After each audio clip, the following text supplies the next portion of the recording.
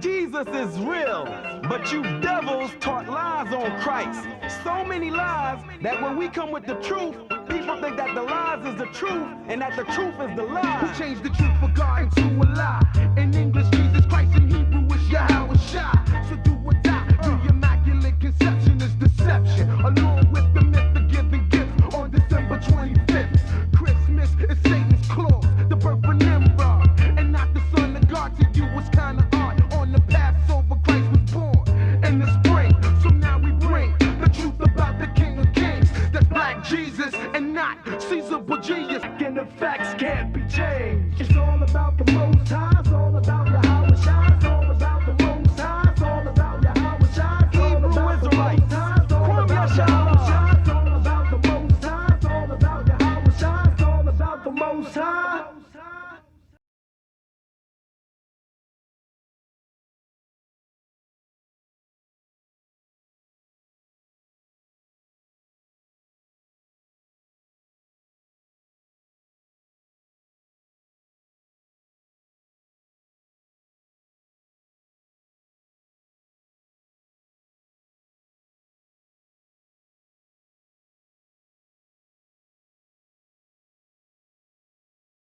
.524 South Braeswood Boulevard, Houston, Texas 77071.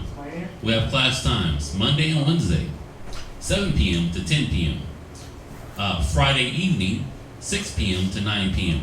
And Shabbat morning class from 10 p.m. 10 a.m. to 2 p.m. or whenever we're finished answering questions.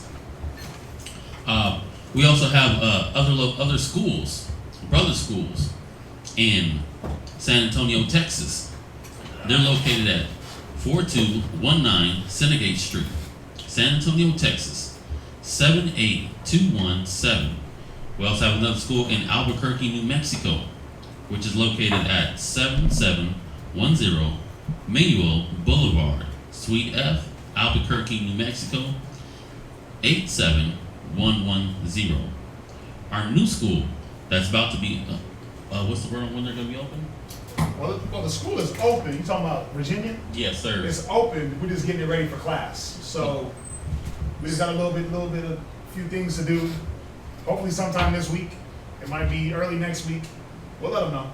So the school is open, but when we're going to start having classes out there, that's to be announced. And the location for that school is 2610 Granby Street, Norfolk, Virginia 23517.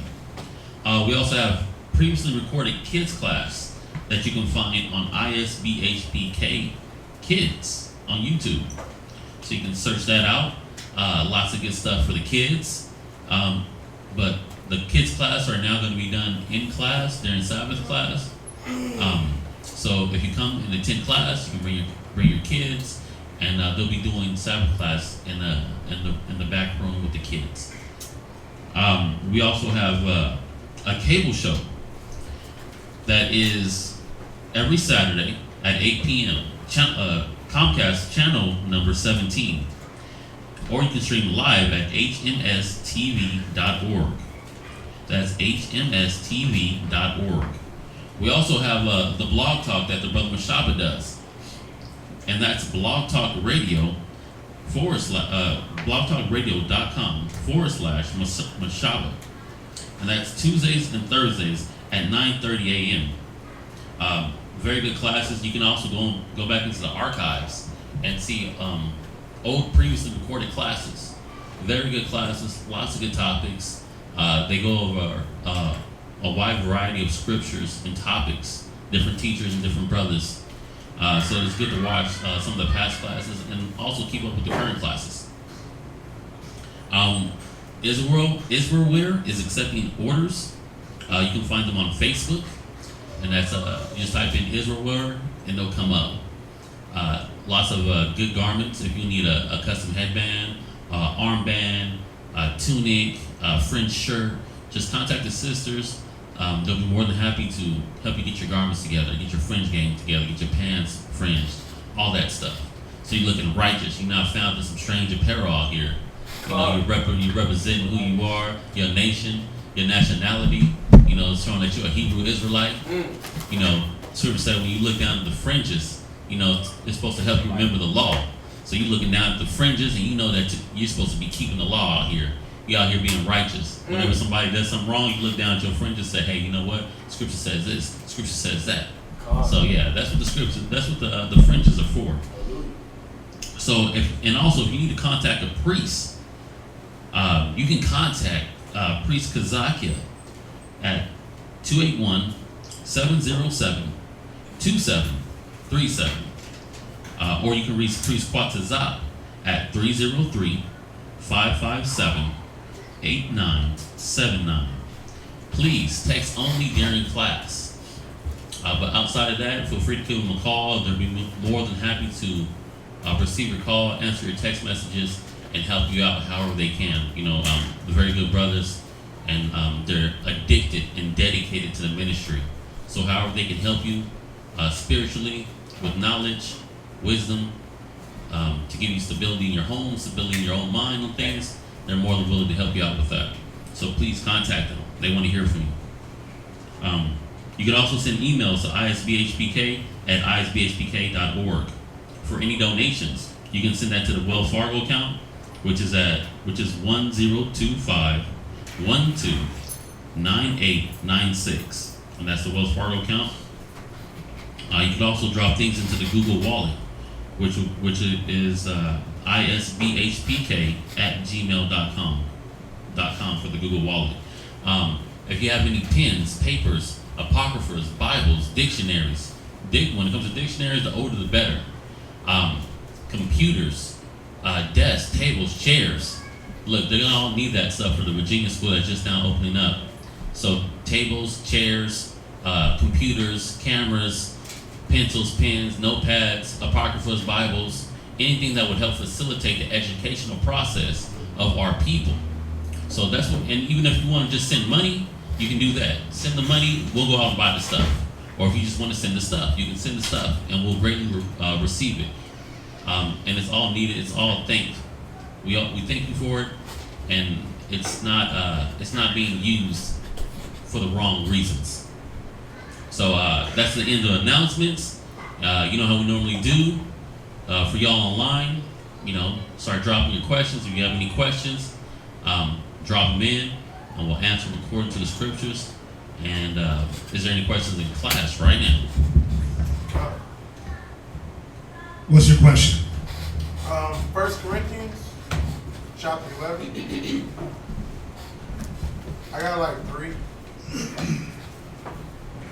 And I got something that I got a question from a brother that we're gonna go over. What 1 Corinthians 11 what? The first one is in reference to verse 2. Yeah, go ahead, get it and read it. Okay. 1 Corinthians 11 and what?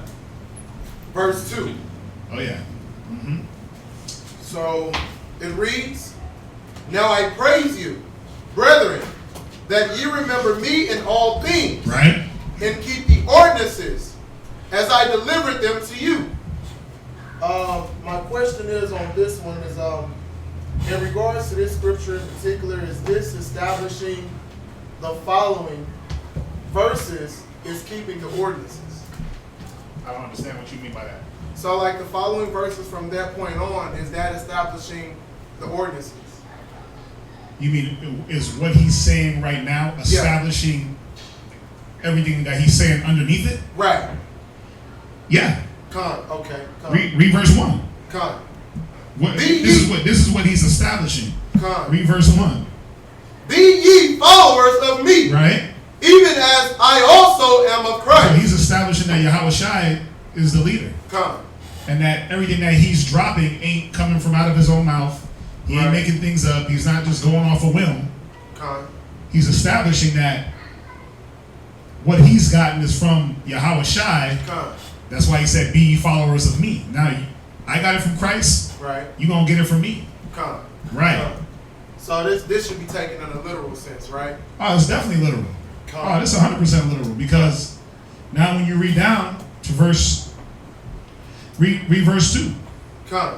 Now I praise you, brethren, that ye remember me in all things. Right. He said in what? Remember me in all things. In some of these things. All things. In all things.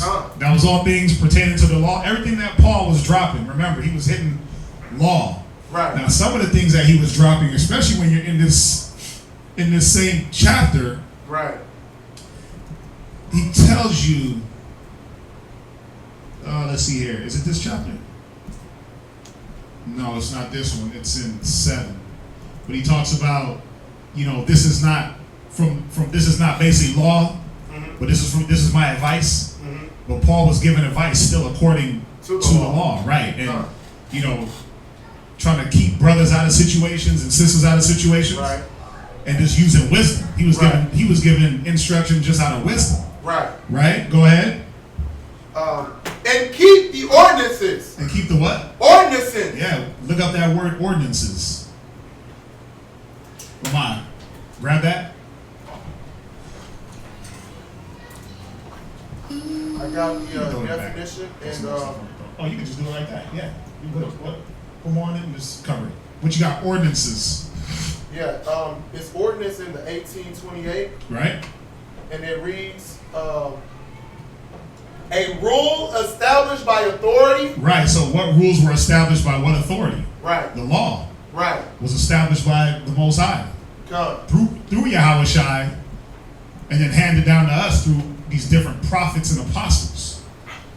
Moses being one. Right. Go ahead. What else? It says a permanent rule of action. Right. So the ordinances on the Passover. That's a rule of action. Right. This is how you keep the Passover. Right. This is how you dress. This is how you prepare it. This is how you eat it. Right. So he said, remember me in all things. And keep the ordinances, keep the rules, the way they were handed to me, down to you. Go ahead, what else? An ordinance may be a law or statute. Right. Keep the commandments the way they were handed. See, because even Paul, it just goes to show you here that the law ain't done away with. Because what was Paul always on? When you read through Romans and Galatians, he was hitting them on keeping the law. Faith without works is dead, right? Come on. Go ahead, what else? It also states, in this sense, is often used in the scriptures. Right. Okay? So, observance, commanded, appointment, established rite or ceremony. Right, because we have ordinances for our ceremonies on how to do our ceremonial like feasts. And remember, when you read the Sabbath reading and you read in Numbers, which is what we're in now, and it's going through all the ordinances of just a sacrifice for a peace offering. And it gives you, the Most High told them what animal to bring and how to bring it.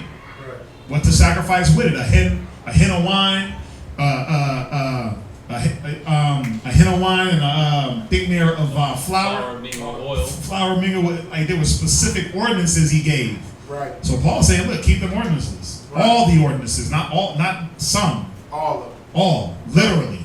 This is a literal chapter. Right. He's going in literally. Yeah, this ain't no allegory. This ain't no coded. No, this is literally. Remember all the things that I'm handing down to you because they came from Christ. Right. From the Most High. Right. Go ahead. I mean, somebody didn't get that? No, like that it was literal, or? No, I was just wanting further edification. Okay. Then I have questions on verse 4 and 5. Okay. This is again. 1 Corinthians. Hold on. What you got? I got another scripture you can add to that. What's that? That's 2 Ezra, chapter 14 and verse 13. You want me to read it? Yeah, go ahead and read it. 14. Go ahead and read that. 2 Ezra chapter 14 verse 13. Now therefore set thine house in order. So what Paul is talking about being followers of him, and then the order of the household, the order of the ways things are supposed to be. Go ahead. And reprove thy people. Go ahead. Comfort such of them as be in trouble. Read. And now renounce corruption. Yeah, but it just in short, putting your house in order, getting yourself in order, getting your rib in order, getting the kids in order. You know. And remember, he said, "Follow me in all things." So not just the house. Not just the house. This was setting up. What did Paul do? He set up churches, right? So there was ordinances for that. Right. He was a leader. He was an apostle. There was ordinances for that. So he said, "Listen, you're gonna follow and do things the way I had it set up because it's coming down from something greater than me." It ain't. Paul was showing you that this ain't his program. Right. Paul was always like, what? Walk worthy of the vocation, right? Be therefore a good prisoner of Christ. So that he was always showing that this wasn't his program, that he was following. So be a good soldier, right? Like how he was hitting Timothy. What did he say? Endure hardness as a good soldier. What does a soldier do? A soldier is supposed to know how to follow verbatim, right? So when you do your soldier's test, it's supposed to look like the test, right? It's supposed to look verbatim like the test. Photocopy. Right. So that's what that was about. What was, you said you had another question. Yeah, it's in reference to verse 4 and 5. Go ahead. It says, every man praying or prophesying, having his head covered, right, dishonoreth his head. Right. But every woman. Well, who's the head of the man? The most Yahweh. Right. So if a man has his head covered and he got that crown covered and he's praying or teaching, says he dishonors Christ. Right. Go ahead. But every woman that prayeth or prophesieth with her head uncovered. Who's the woman's head? Us, the men. The man, right? Go ahead. Dishonoreth her head. Right. She dishonored her husband. I mean, that's pretty straightforward, right?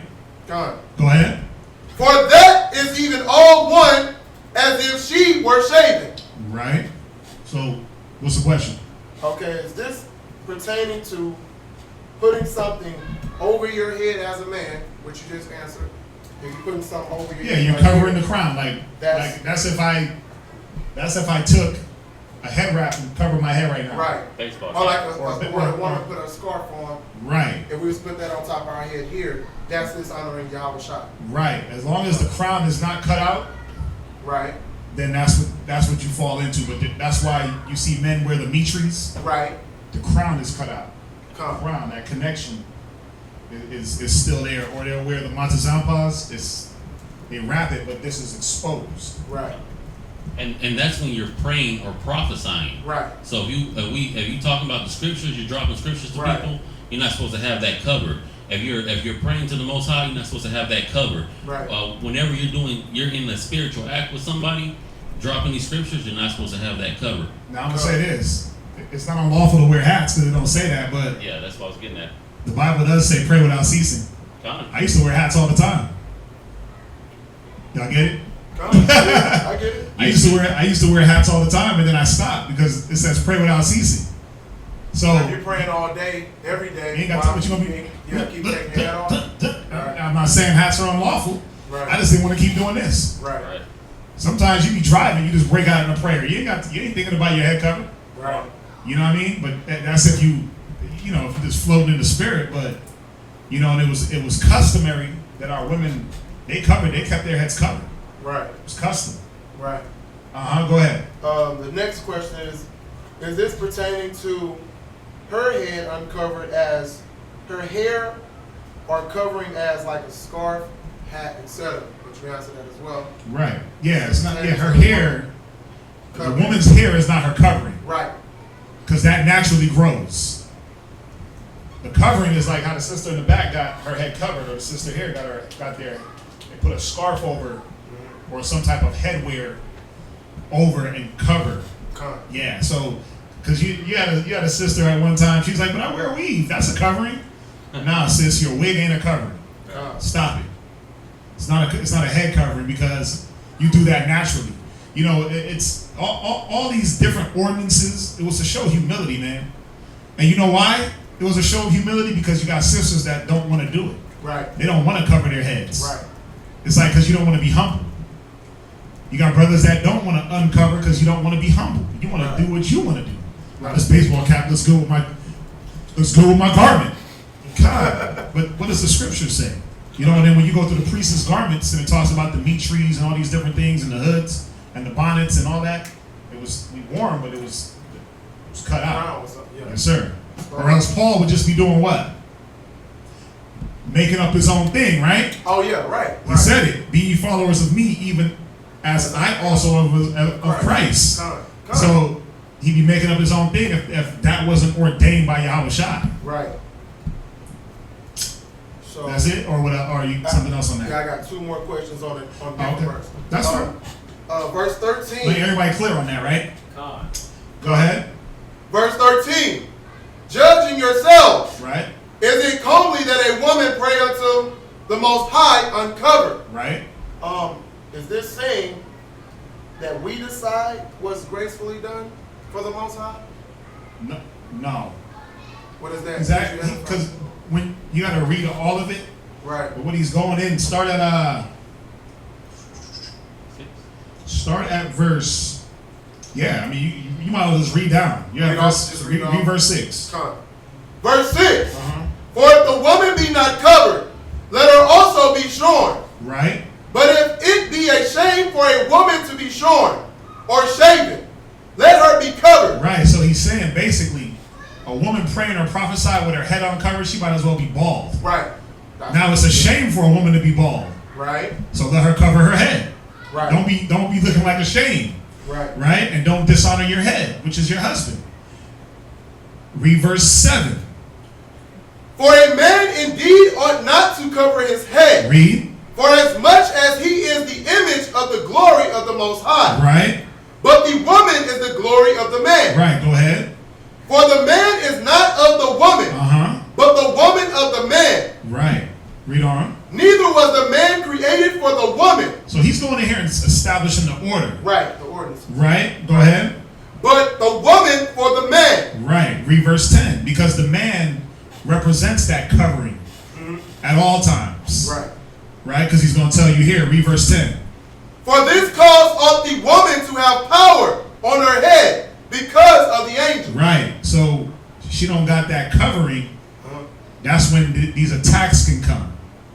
And it's not good angels. We always go to Psalm 78. Said he sent evil angels. See, a man is that covering for the woman. Just like the Most High is the covering for the whole nation, for all of us. That's what that man represents. Go ahead. Verse 11. Nevertheless, neither is the man without woman. Right. So nevertheless, neither is the man without the woman. Neither the woman without the man. So you see how Paul is, he's like, listen, first of all, women, you don't rule over the man, but then he brought it back and said, look, the man ain't nothing without the woman and the woman without the man. Right. You see how you got to see how he's talking here. It's poetic. Come on. You know, because you got brothers that'll be like, well, I ain't of you. And boom. But he's trying to show some type of condescending here. Right. You know, I don't want to, and balance. I don't want to say equality because the woman is not equal to the man. Right. She can't be. Right. So she's under the man. Right. But he's showing balance. Right. Go ahead. Verse 12. For as the woman is of the man, even so is the man also by the woman. Go ahead. But all things of the Most High. Right. Now verse 13, he says, judge in yourselves. This is a question. He said, now you judge it. You look at it. Right? Right. Is it comely that a woman pray unto God uncovered? Right. Like, does it even look right? Is it a good thing? After all of that being said, right? It's saying acts. Right? No, he's saying look at it. Yeah, like does it even look natural? Right. Right. Because now when you read down, read the next verse. Verse 14. Doeth not even nature itself teach you that if a man have long hair, it is a shame unto him. Right, so he's saying, like, look at nature. Nature is going to teach you. If a man's hair is excessively long, does that even look right? That was my next question. For his hair to all be flowing down his back and just swinging in the air, like, nah, it don't look right. Right. A man's hair should not really go, it shouldn't go past them shoulders, man. You got hair down the middle of his back. Now you standing and this, you're looking at his back, you can't tell if it's a man or a woman. That's what I was going to say. After a while, You know, and some cats be having those, like I seen a picture of Steven Tyler. Y'all know who Steven Tyler is? Yeah. He's the lead singer for Aerosmith. He's like somebody's auntie, man. He got that long hair, and the way he does it, he looks like a woman. Right. Because he got that long hair. Think about them rockers in the 80s. They used to have the big hair, but the women had the same. Come on, man. If you go to the same hairdresser and get the same style as a woman, something wrong. Right. Something wrong. Because even a woman going and sitting down and getting a ball fade, no good. Right. Or even. No good. Ball fade, even fade, Caesar, it don't matter. One blade, whatever you want to call it. The one I hate is the one that remember Young Jock? He had it the other day, and he had it like combed over, and it was perm. He's like somebody's auntie. Yep. Come on, man. Ain't no dude supposed to be walking around with finger waves. Right. Like that Big Red lip. Like, Big Red? Remember Big Red from 5 Heartbeats? Yeah, but when a woman looks like that, no good. So it's telling you that by nature, a woman has longer hair. Like my kids, for example. They got the same textured hair. Right. But Noah, his hair, he's what, 5? At 5 years old, his hair, you see where it's at. I haven't cut his hair in like 4 years. Right. At 5 years old, my daughter's hair was down to her back. Yeah. Because nature said, she's a girl, her hair is going to grow longer. Right. He's a boy, it's going to go only so long, so fast. Right. That's just natural. Right. That a man's hair, you know what I'm saying, grow at a certain rate, at a certain length, but over time it'll grow. Right. If you let it grow, if you just let it, trim it, you don't but you're supposed to trim. Right. So it don't get to a certain length. Right. So my question was on 14. Because me. Right. Personally, I have locks. Right. So I was questioning myself on trimming or even cutting my hair. Right. Because I was looking at this and I'm like, okay, this is all being stated in a literal sense. So if my hair, in a literal sense, gets too long, what is actually too long? What is actually and that's the thing. What becomes feminine? Basically, where it becomes feminine. I mean, being masculine. That's a good question. That was my last. But it's really how a man styles it. Yeah. And how he wears it, and the length. Again, I would say it's a touchy one. I would say shoulders. But I would say shoulder length. You don't want it to go really past that. Because then it's like, you falling into that category of just being excessively long. But I mean, it doesn't say here.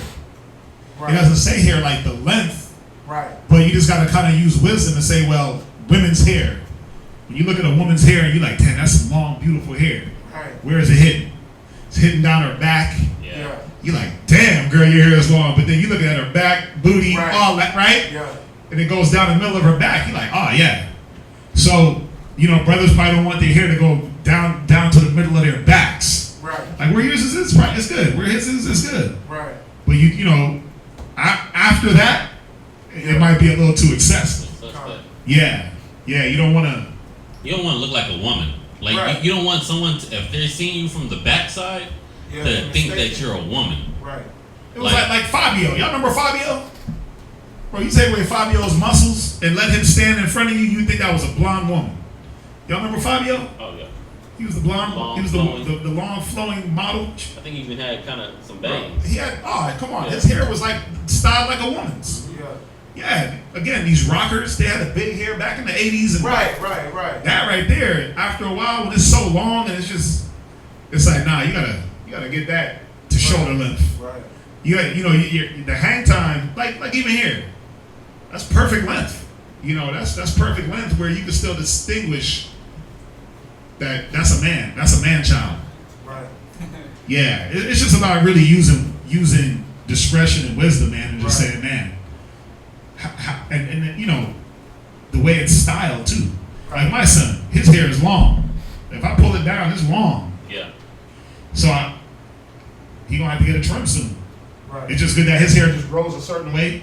It's funny because even a boy's hair grows different from a girl's hair, man. Right. It's weird, but it's nature. It's nature. The way nature intended, woman and man, you can see if you let a boy's hair grow and a girl's hair grow, just naturally, and you do your brushing and combing and all that, bro, it'll grow different.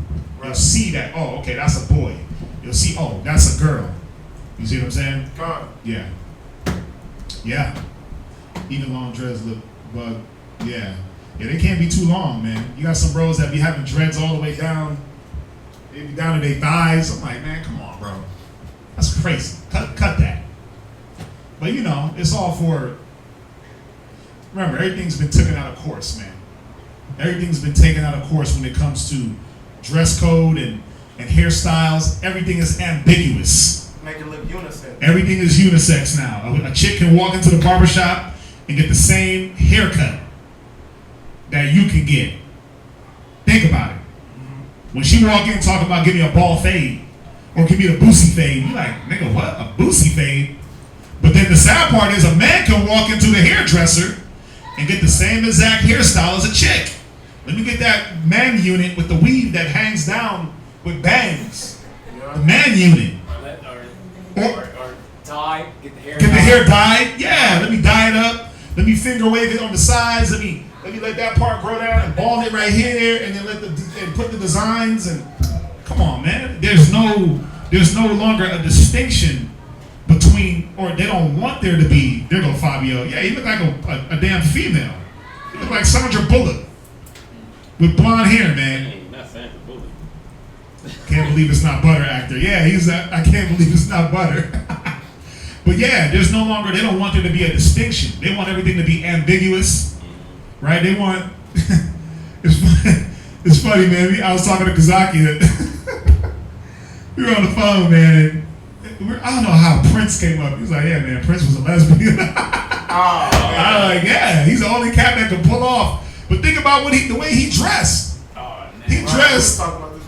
He dressed like a straight woman, the fluffy shirts, right, and the ruffles, and you like, whoa, makeup, yeah, makeup and eyeliner, heels, assless chaps, like that is terrible. Yeah.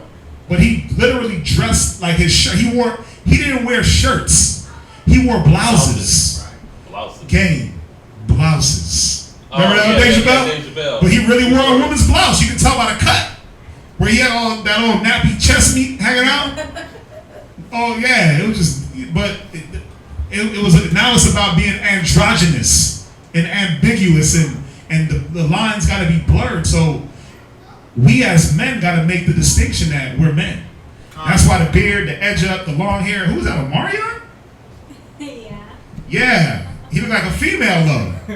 He got his hair out. He got braids, but he got his hair out. But the way he has it styled right here, he looks like a woman. He looks like somebody's little daughter that just took the braids out and got the hair parted and just coming down his face. We're supposed to look like men.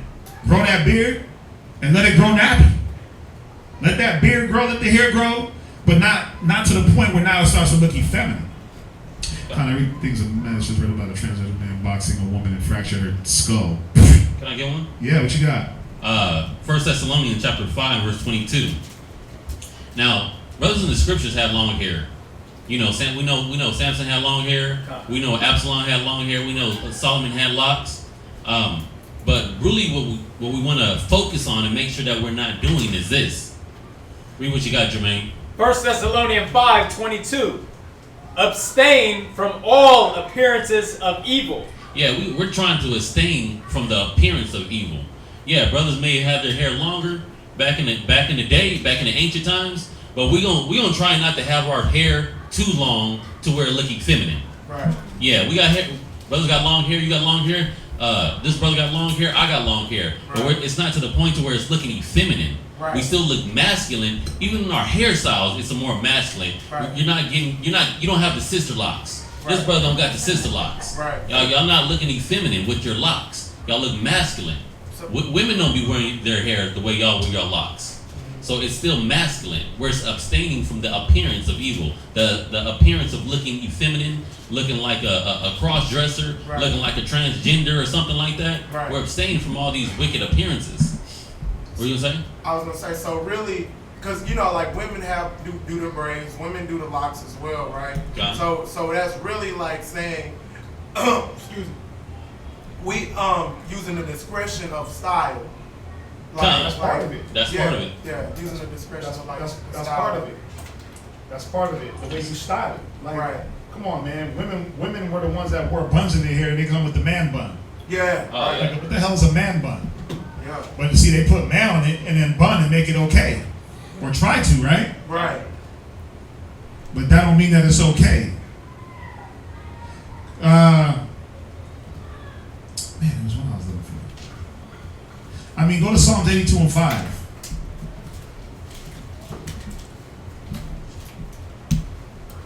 Go to Psalms 82, 5. Come. Damn. Go ahead. Psalms 82, 5.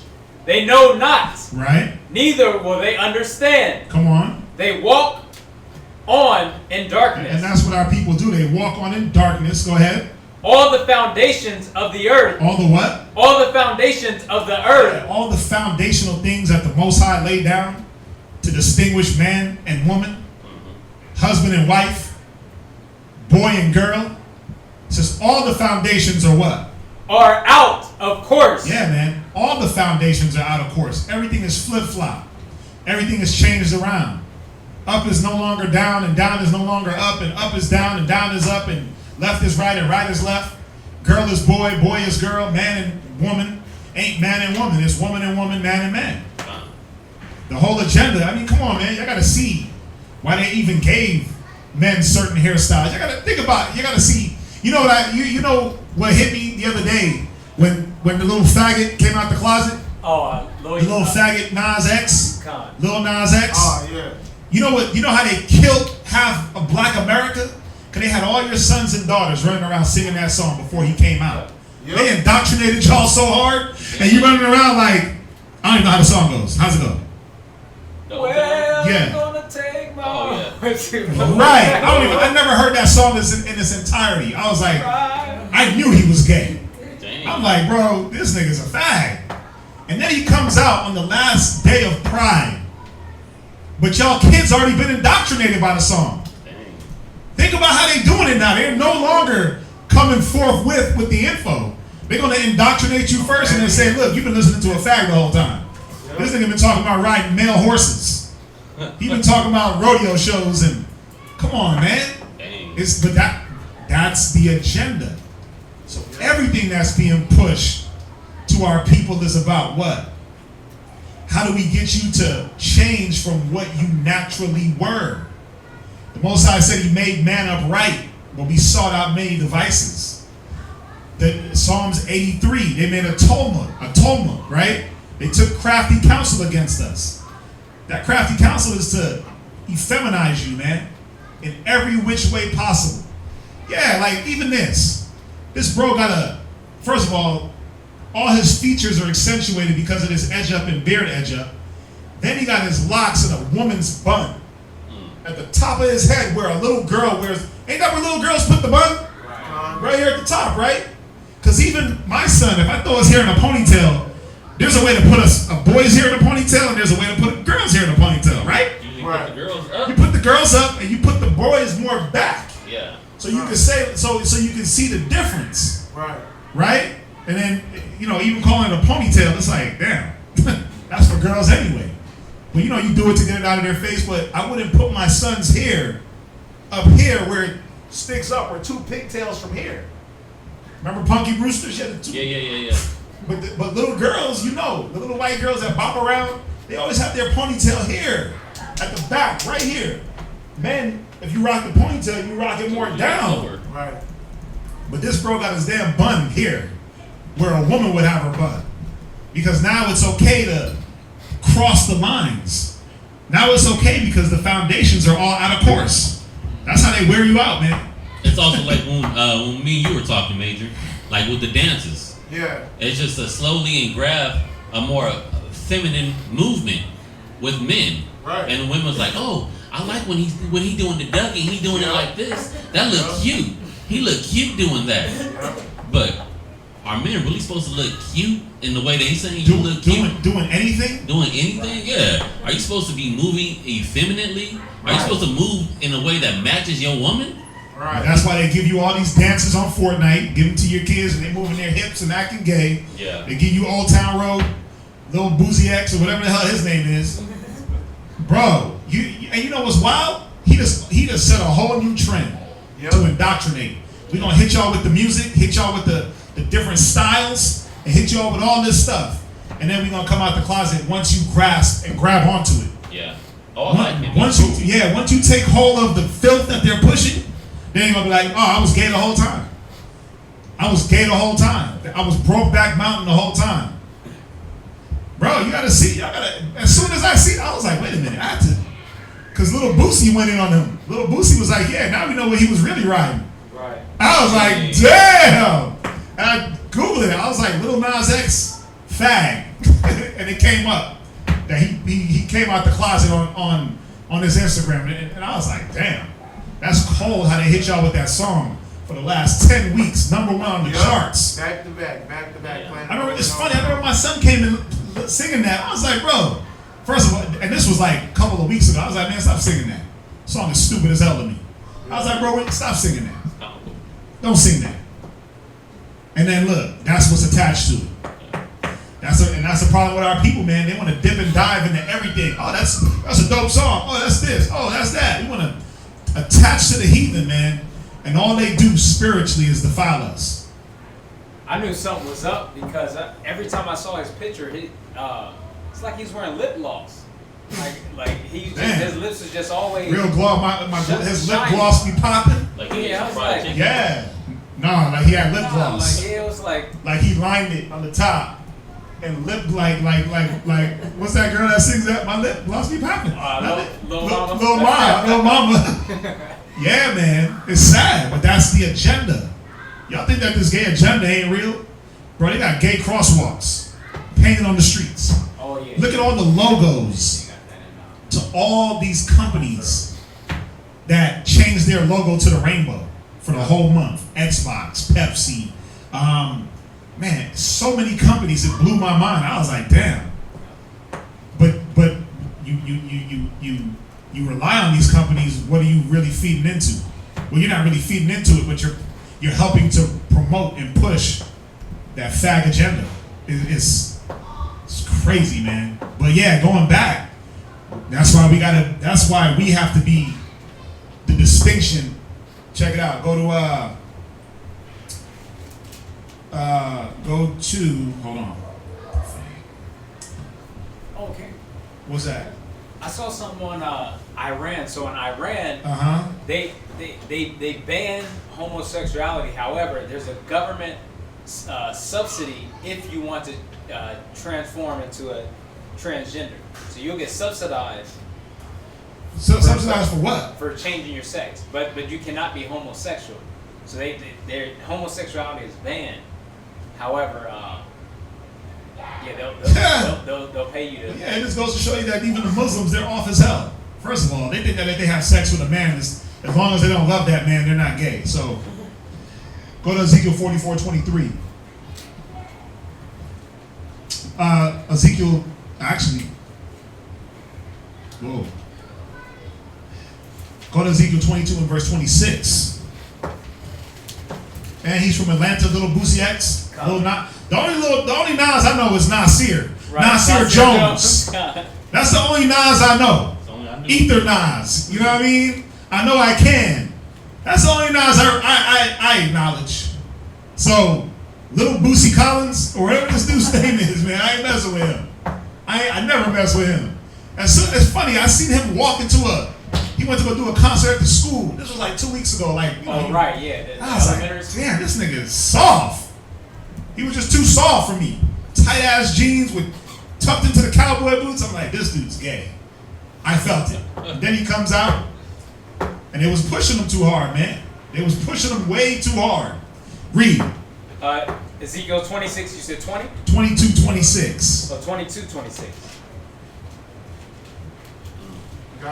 22:26. Ezekiel chapter 22, verse 26. Her priests have violated my law. Go ahead. And have profaned mine holy things. And have done what? Profaned mine holy things. Go ahead. They have put no difference between the holy and profane. And that's what America's about. They ain't trying to put a difference between the holy and profane. They're trying to merge both in. They're trying to merge everything together. That's why a man can walk around wearing whatever the hell he wants. There's a dude that walks through First Colony in a tutu with his cheeks, his literal butt cheeks out. The tutu be up on his waist and he be in a damn thong with his ass out. Walking through the mall, smelling like Victoria's Secret pink with lipstick and a wig on. Weirdo. Big old thick eyelashes that he can barely open his eyes with. And then when he talks, lipstick. And then when he talks, he's like, "Hey guys," Exactly. got a bad Barry White voice. Yeah, but he walks around the mall with your little boys and girls. Still put oil on. He walks around with his cheeks just hanging, flapping, because now America doesn't want to put a difference between the profane and between the holy and profane. Go ahead. Neither have they shown difference between the unclean and the clean. And that's, America is not trying to show no difference, man. They want these things to be merged together. Read on. And have hid their eyes from my Sabbath. They have done what? Hid their eyes from my Sabbath. Right, man. And the problem is, us as the ones that should know better, got to set the standard. We got to set the standard. We have to be the difference. Go to Ezekiel 44 and verse 23.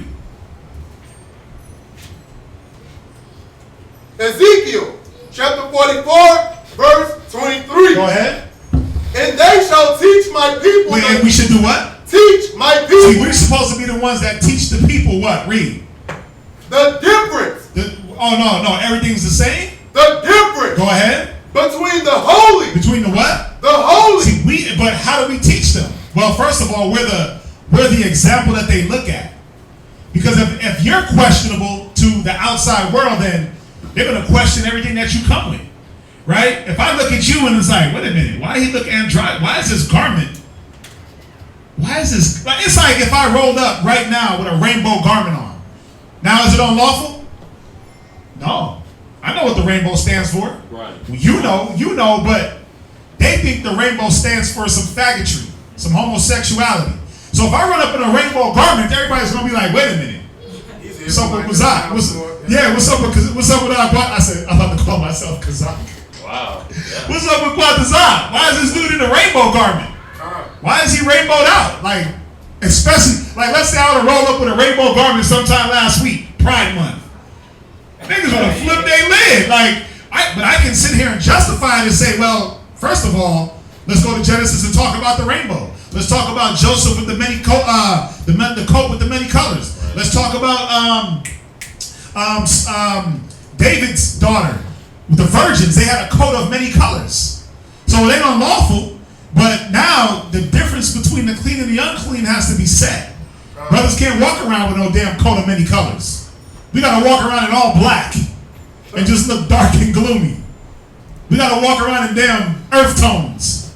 Because anything too bright, they're gonna be like, wait a minute, you niggas, that garment, it's a little bit too bright. A little bit too many colors in that garment.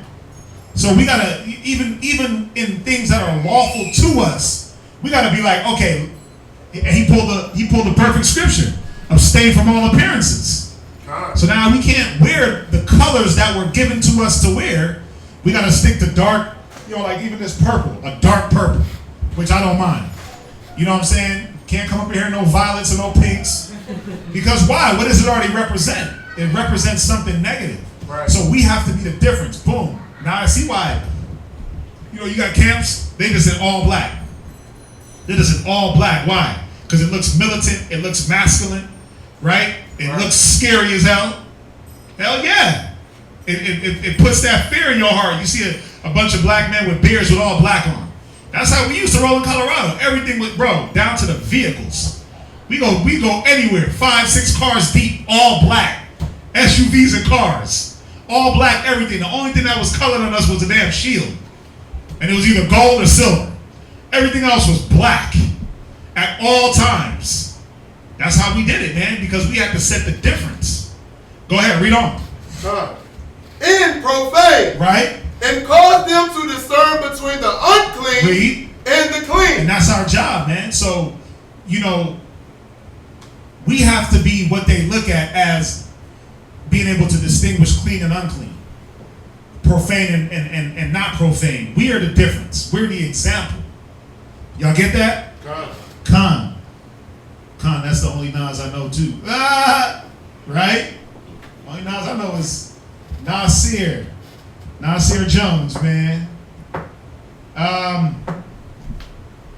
So you clear on that, right? Right. Now let's go to the next question that the brother Dawiyad he had hit up Lakarab about this, about Ruth being a Moabite or an Israelite. So we're just gonna hit a few scriptures on it, make sure that it's clear for brothers and sisters. We haven't hit it in a long time. We haven't went over this in a long time, and it's quick. You don't need a lot to go over with this with. First and foremost, let's go to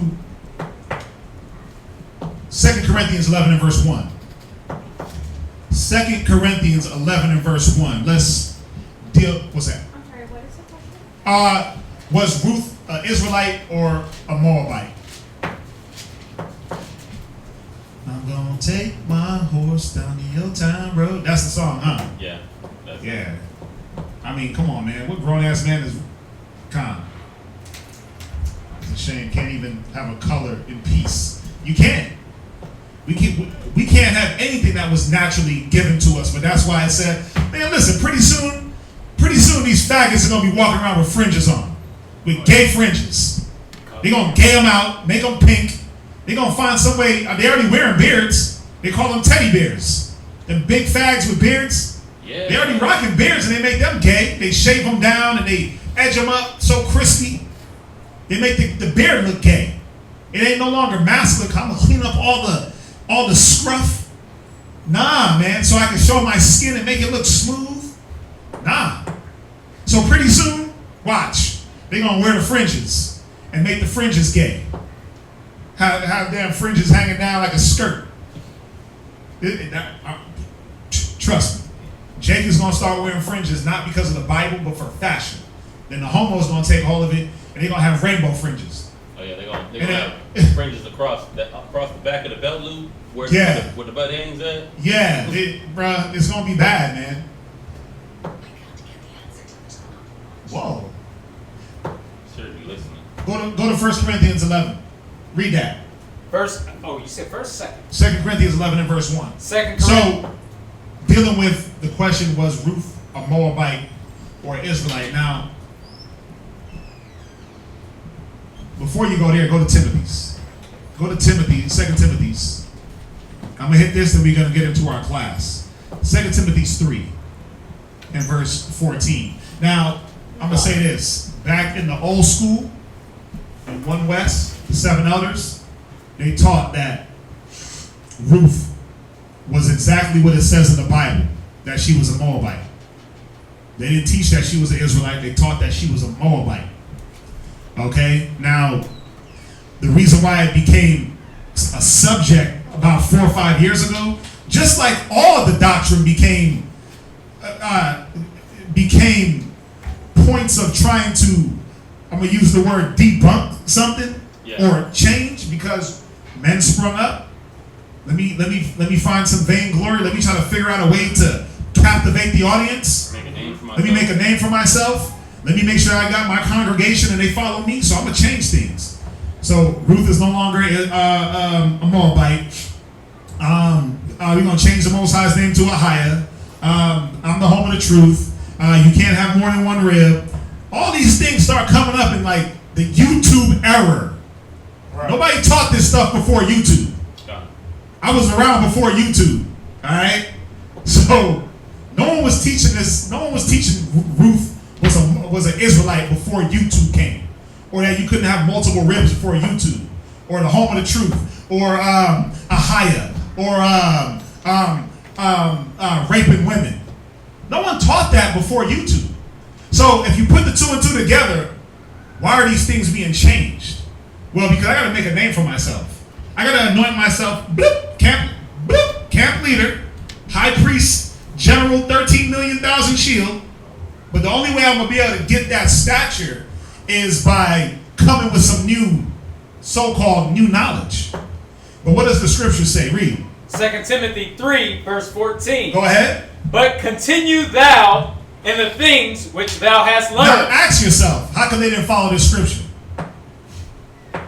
And then let's ask ourselves this: if there was something that needed to be changed, who did they go to change it? Who did brothers sit down with and counsel with to say, you know what, let's reevaluate the information that we've been given, because some new information may have came out that may further edify in a different way. Who they sit down with? You ever ask yourself that before you hopped on the bandwagon? The 2005 YouTube bandwagon? Because that's where all this stuff came from, man. YouTube glory. YouTube glory. Who do they sit down with and say, hey, let's counsel? Because we know that the 7 elders, they counseled. They counseled about all the information that was brought out. It wasn't just one man's show. All them 7 elders sat down and made sure that when the information was being taught, that it was accurate. So who are these men? Who did these men counsel with? Read on. And has been assured. And has been assured. How do you know you've been assured? Well, it's been proven. It's been proven. That's how you're sure of it. It's been proven historically, anthropology, through the and most importantly, biblically. Go ahead. Knowing of whom thou hast learned them. Right. Now, this is the thing. This is the thing that kills me, man. Because you got men that took one thing and changed it, but kept everything else. You might as well throw the whole truth out if you were gonna. If you didn't believe one thing that a man taught, why would you want to believe anything? Y'all see that? It's like the Christian church. It's like if somebody walked in the church and was like, wait a minute, they talking about tights. That don't sound right. Doesn't that mean that everything else ain't gonna sound right? No. But why? Oh, we gonna change one part, but keep everything else they taught? No. Oh, we ain't gotta do no Hebrew. We ain't gotta learn Hebrew. Don't say ak, don't say khan, because we don't do Hebrew in here, but we gonna keep the 12 tribes sharp. Or we don't do the 12 tribes sharp, but I'm from the tribe of Judah. Nigga, what the hell are you talking about? We don't do the 12 tribes chart, but I'm from Judah, I'm from Benjamin, I'm 9.5. Where did you learn that from? Right. The same brothers that gave you the 12 tribes chart. The same school. You see how it doesn't even make sense logically? Read on. Verse 15. And that from a child from a child read. Thou hast known the holy scriptures. Come on. Which are able to make thee wise. Right, because what was it that made you wise? It was the wisdom, it was the scriptures, it was the edification behind it all. Go ahead. Unto salvation through faith, which is in Hamashiach Yahushua. Right, now go to Corinthians. 2 Corinthians 11. Verse 1. Verse 1. Would to Yahweh ye could bear with me a little in my folly. There goes Paul again clowning. He said, man, y'all gotta bear with me in this folly because y'all tripping. Go ahead. And indeed, bear with me. Right. For I am jealous over you with godly jealousy. Read. For I have espoused you to one husband. To what? One husband. No. You were espoused to 4, 5, 6 different husbands. To one husband. Well, I'm going to go here to learn, here to learn, here to learn, here to learn, here to learn. I'm going to just try to mix it all together. To one husband. He said he espoused us to one husband. Go ahead. That I may present you as a chaste virgin. As a chaste virgin. As a chaste virgin. Go ahead. To Hamashiach. Right. You gotta see the way Paul brings it, man. It's poetic. It's poetic, man. He's basically saying, and somebody said it here, stop cherry picking. Stop picking this, picking that, jumping over here. It says drink waters from your own cistern so that your fountain may be blessed. You know why brothers and sisters don't be blessed spiritually in the mind with wisdom and peace of mind when it comes to knowledge? Because you dipping over here. Well, that video says this, that Well, Ruth was an Israelite. And look, this brother brought out all this illustrious documents and history and dictionary definitions and all this stuff to prove it. But then this brother says that she was a Moabite. Well, they say multiple ribs is wrong, but the Bible says that it's not. They say Ahia, they say Yahweh. And when you're dipping and delving into all of that, what does it do? It brings confusion. The Most High is not the author of confusion, but of peace. Done. To all the saints. Read. Verse 3. Right? But I feared, lest by any means, as the serpent beguiled Eve. Right, because Eve was betrothed to one husband. Right? That she was supposed to get one information from one man. The beguiling came when she took the serpent's info and said, let me deal with that. That's where the beguiling came from, because now there's confusion in there. Go ahead. Through his subtlety. Through his what? Subtlety. Go ahead. So your mind should be corrupted. Ooh, go ahead. From the simplicity that is in Christ. Go to Hebrews 13 and verse 8. Go to Hebrews 13 and verse 8. No, that's a Con. That's my 16. Well, I'm about to hit that right now. Just a different verse. Read. Hebrews 13, verse 8. And I gotta start this like this because brothers gotta understand, man, all that jumping around into all these different schools, teachings, it's gonna cause confusion. It's gonna cause confusion in your mind. You're gonna hop and hop and hop until you hop out the Bible. Because you're gonna be confused by all these different doctrines. It tells you right here, read. Yahweh Shai, Mashiach, read. The same yesterday. Wait, no, but he changed. The same yesterday. No, but yesterday he was black, and then today he's white. The same yesterday. Go ahead. And today. Wait, no, but not my Christ, because he accepts gays now. And today. Read. And forever. Right. Yahweh Shai, the same today, yesterday, and forever. He said, I am the Lord, I change not. Go ahead. Verse 9. Be not carried about with diverse and strange doctrines. Right, these newly sprung up teachings. Remember, brothers been dropping the truth since the 60s. These new doctrines have came out in 2005. Brothers got more books back in the 60s, 70s, and 80s than you can Google. If you see Yeshaya's library of books, it'll blow your mind. You would think he was a library. All the things that brothers have brought out have been thoroughly researched through years of research. Not just sitting on Google for 2 seconds and, oh yeah, no, that's what it is. Because I can Google it. Or I can Wikipedia it. No. Thorough investigation, thorough research. All this diverse and strange. Listen, Paul had to talk about it. He had to write to the Hebrews because they were dealing with that.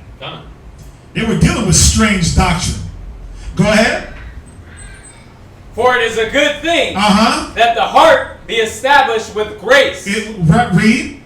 Not with meats. Right. Which have not profited them. See, it says that it's a good thing, man, to be established, to be rooted. It's a good thing to have one source. Ain't nothing wrong with that. You know what's wild? I remember when I started hopping on YouTube and checking out all these different schools, when I had to make my decision of what school. And I knew what we taught. And I was watching all these different schools. I'm like, where the hell did they get that from? Like, what Bible are they reading now? I was like, what in the hell? I'm Barakatah Yahweh that he still gave me the wits to be able to discern madness and what was truth. I could have went to IUIC, GMS, ISUBK. I could have stayed in Colorado and dealt with one of them schools. When I'm going through everything and I'm like, wait, multiple ribs is out of there? Wait, look, Isaiah 4:1. All these other scriptures. How do you denounce the law in Deuteronomy? If a man home of the truth, like where does that say that? I'm the comforter, but Wait a minute, what? How can you teach me all things and bring all things to my remembrance that Christ said? You weren't even there. You still learning from the Comforter, so how are you the Comforter? What the hell? All these strange doctrines, man, that, bro, if your mind ain't there, you'll be... Go ahead. Which have not profited them that have been occupied therein. Right? Because it's no profit to you. Was that it? God. Let's go to Ruth, chapter 1. Knock this out real quick, then we hit this class. Ruth chapter 1, verse 1. Now,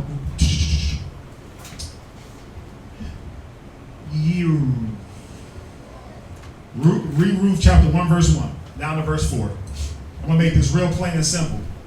Now it came to pass, right, in the days when the judges ruled, right, that there was a famine in the land. Go ahead. And a certain man of Bethlehem, Judah, went to sojourn in the country of Moab. Right. He and his wife. What country was he in? Bethlehem, Judah. Right. Went to sojourn in the country of Moab. Right. Go ahead. He and his wife and his 2 sons. So we're dealing with the country of Moab, so that's the location. Go ahead. The name of the man was Elimelech, and the name of the wife Naomi, and the name of the 2 sons Mahlon and Chalion. Right. Ephratitis of Bethlehem, Judah. Right. And now check this out. Right there, man. Right there. Let's go to Ruth real quick. Ruth 2. I just seen that too. Chapter 2 and verse 2. They called her Ruth chapter 1 and verse 2. The word Ephratitis, when you look that word up, inhabitant or descendant of Ephraim. This is referring to a woman that was an Ephraimite. An Ephratite or an Ephraimite, same thing. Or an Ephratitis is referring to a woman, right? But she's a descendant of Ephraim. This is by blood. Go ahead. And they came into the country of Moab, right? And continued there. And Elimelech, Naomi's husband, right, died. And she was left, and her 2 sons. And they took them wives of the women of Moab. The women of what? Moab. The son. It says it right there. That's one. The women of Moab. They took wives of the women of Moab. Go ahead. Read on. The name of one was Ophrah, and the name of the other Ruth. So Ruth was a woman of Moab. Go to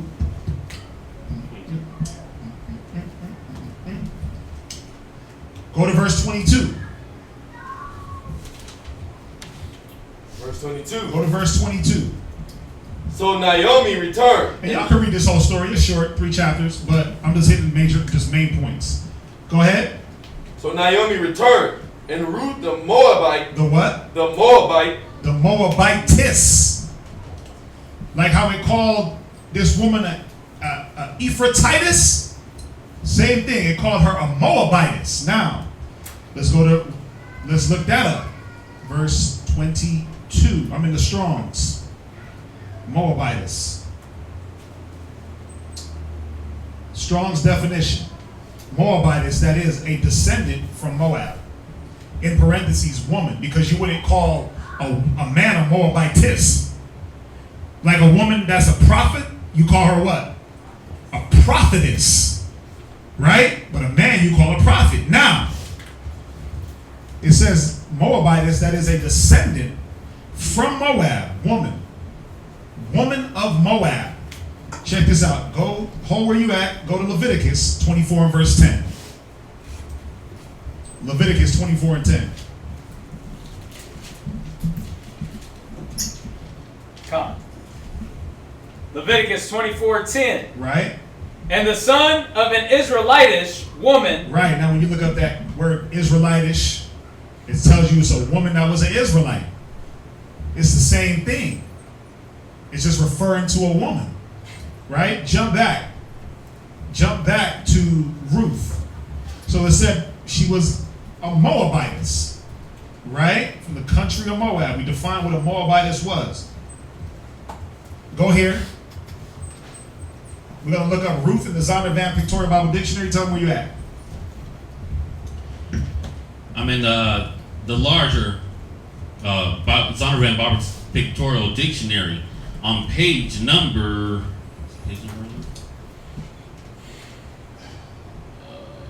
70, in page 734 under Ruth. It says Ruth, a name found only in the book bearing the name. Right. She was a Moabitess. She was a what? A Moabitess. Now, we looked up what a Moabitess was. It was a descendant of Moab. Now, let's go back to Ruth. This is easy. I mean, it tells you that she's a Moabitess all through the chapter. It's only 3 of them, right? Go to Ruth chapter 1 and verse 14. And they lifted up their voice, right, and wept again. And Ophrah kissed her mother-in-law, right. But Ruth clave unto her, right, because if I'm not mistaken, the men died, right? The men died. Where's that?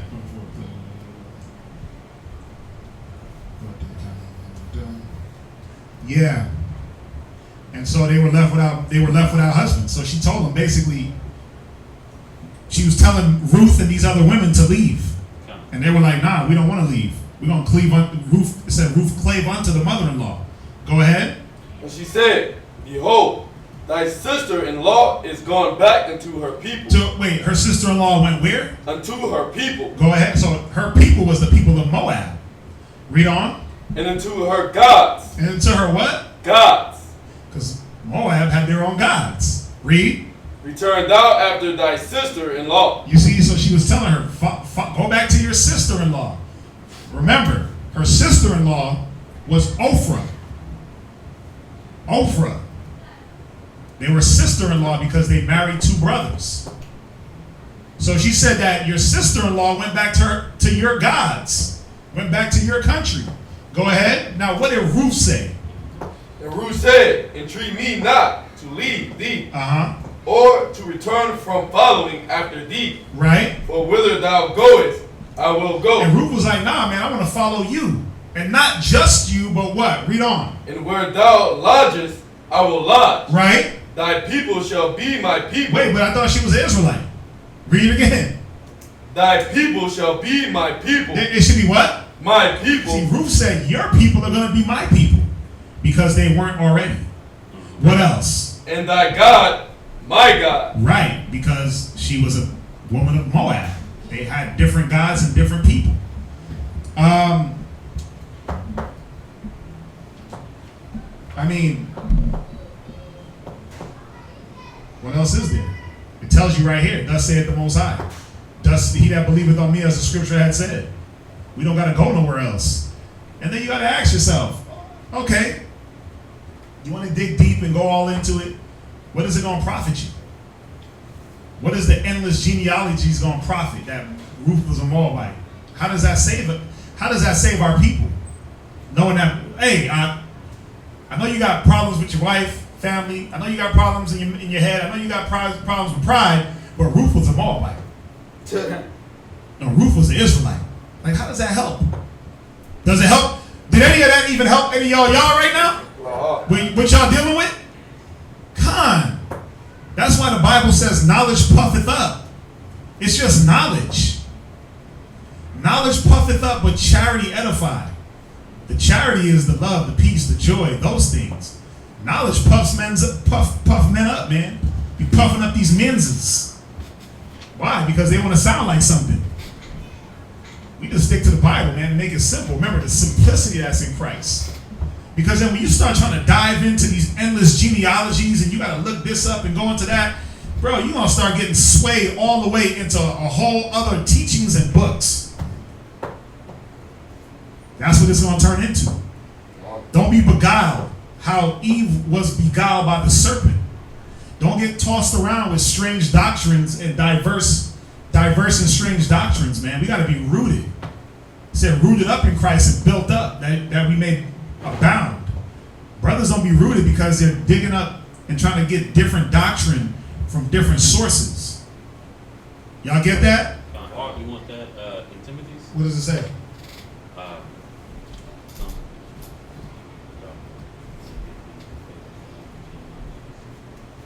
No, that's fine. That's fine.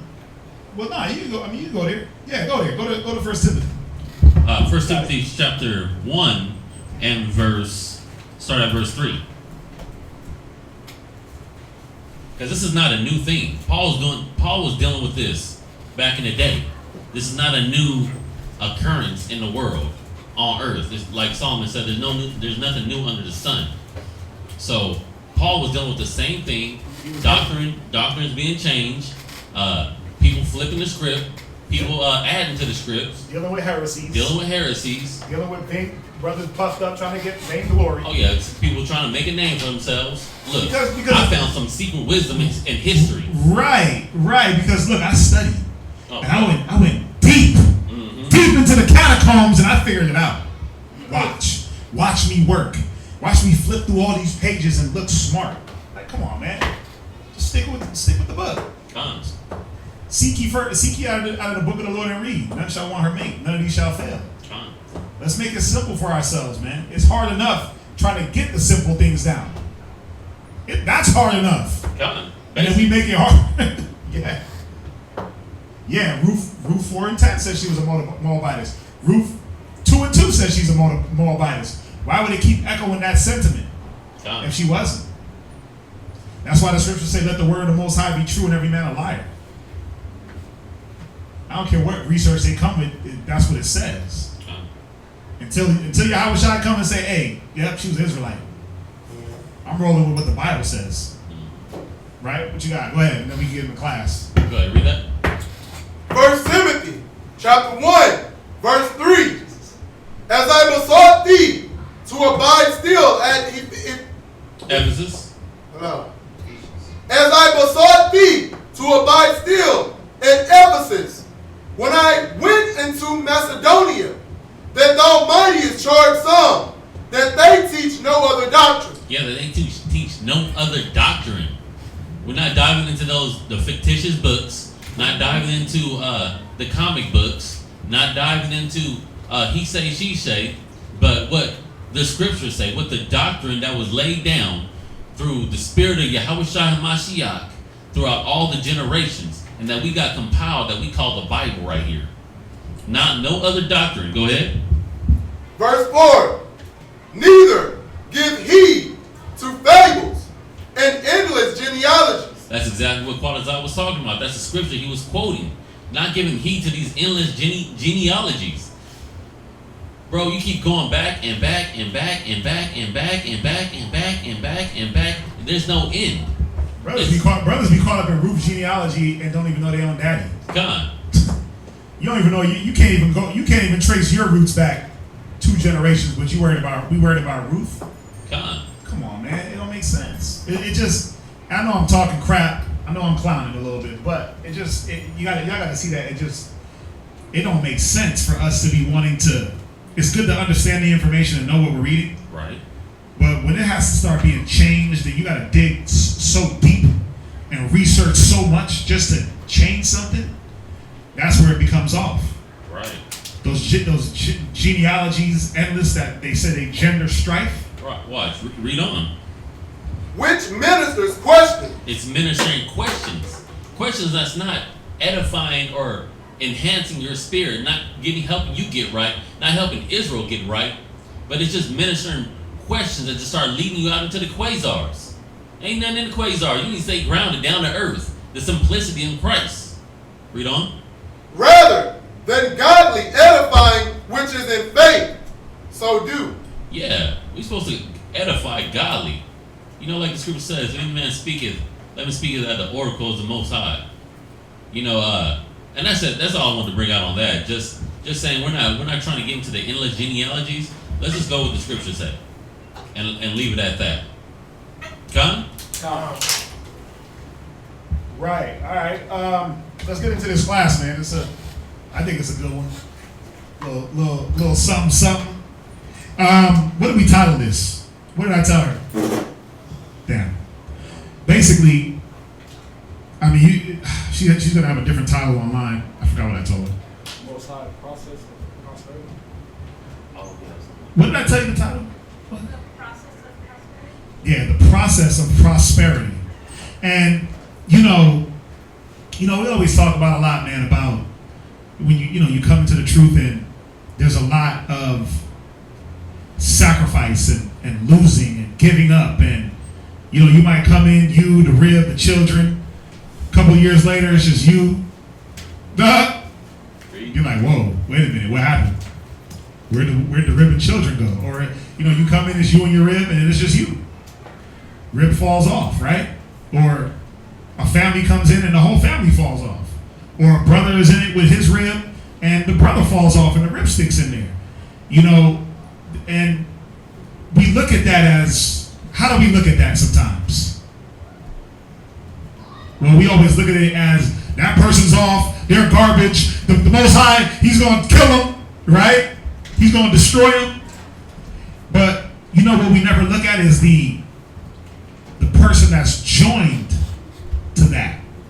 Where you come in, you got a rib, she leaves. We never look at what that does for your spirit and what it's supposed to do. Now, what is the Most High's plan for Israel? Is it torment, torture, hatred, negative? What is the Most High's plan for Israel?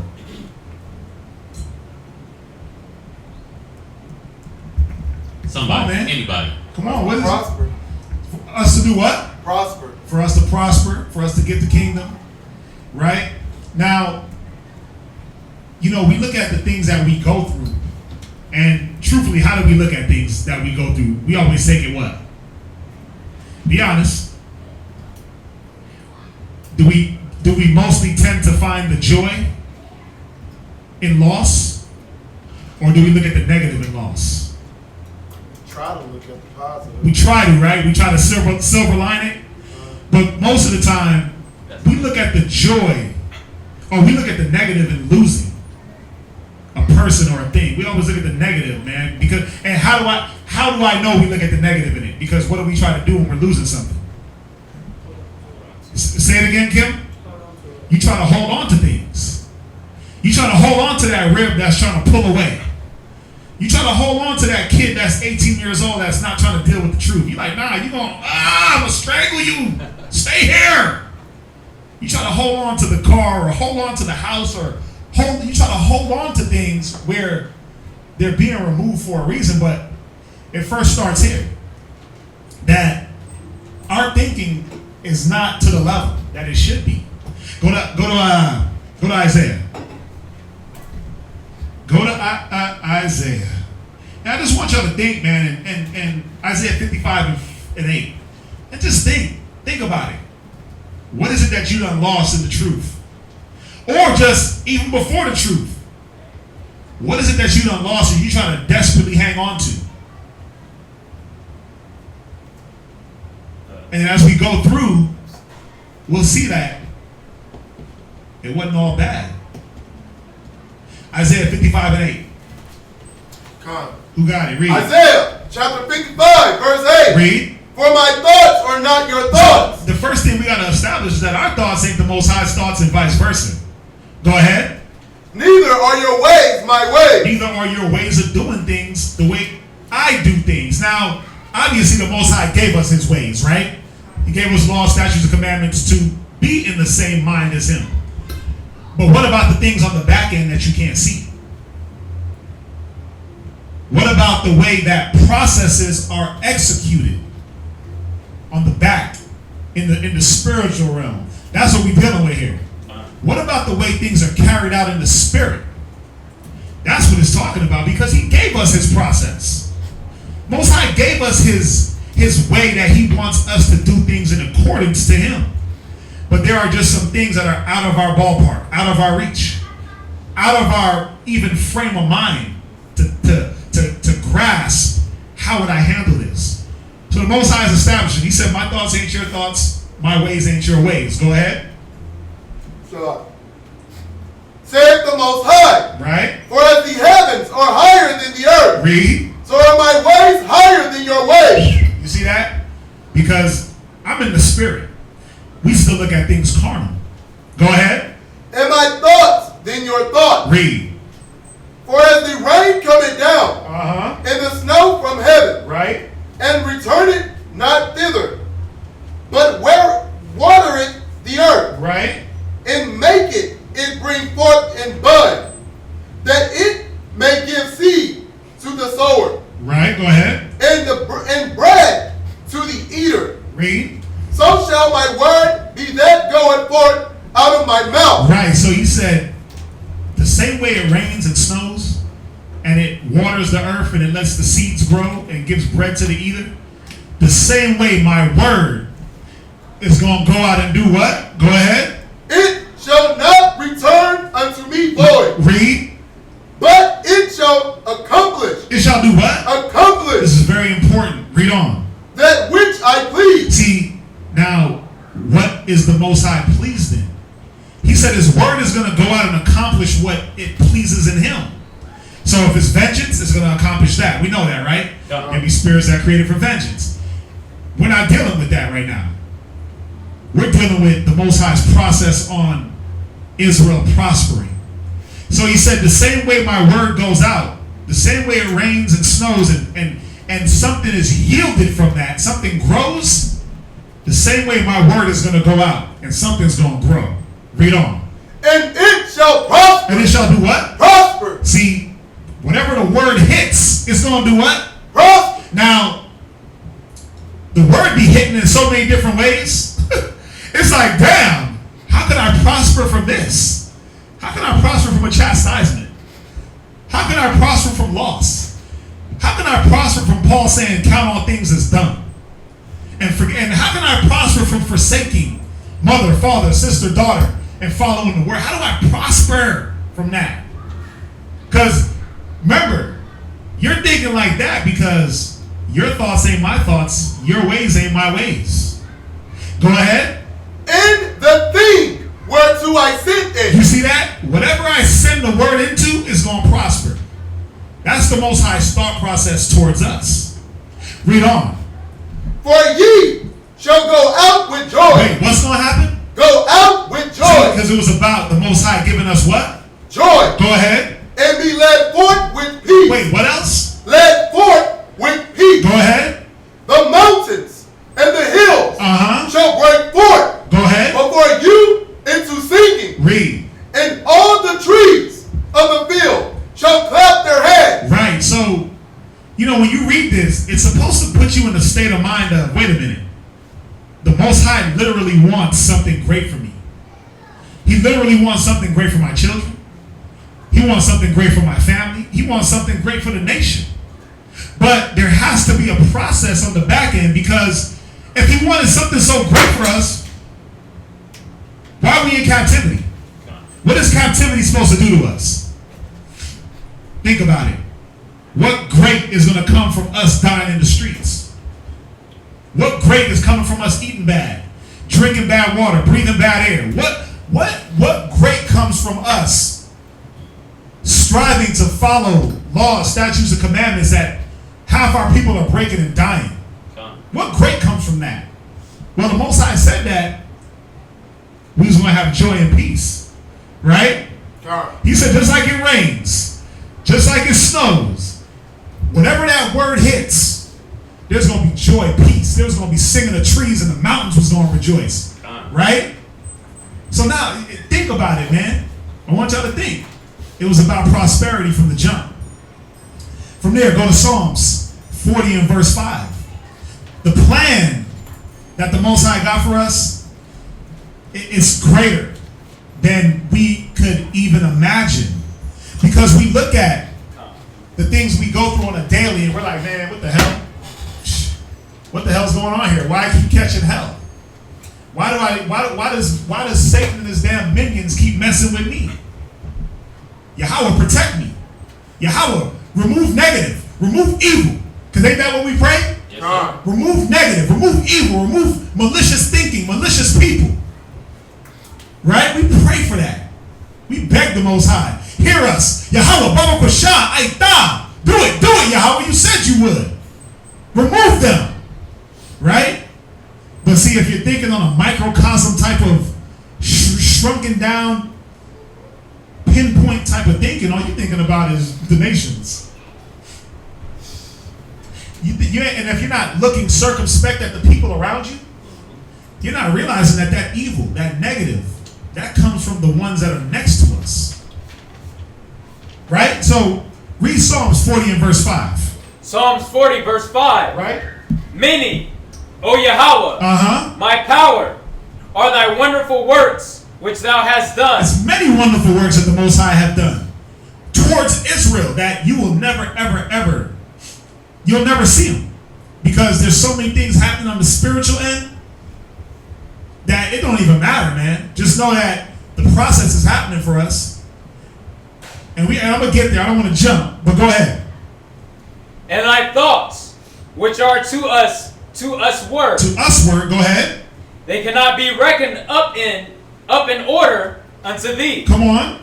If I would declare and speak of them, they are more than can be numbered. You see, he said the thoughts that are to us were to Israel. He said it can't be reckoned. There's so many good things that the Most High wants for us, man. We can't even declare them. Think about that. You thinking it's about house, rib, car, this, that. And the Most High got so much more in store.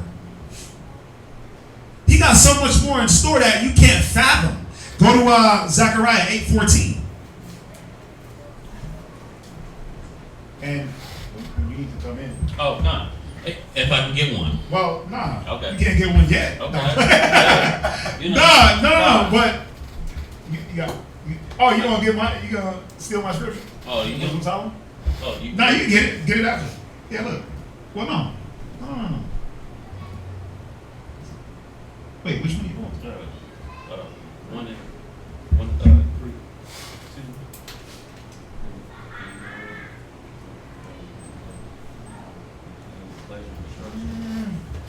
Read on.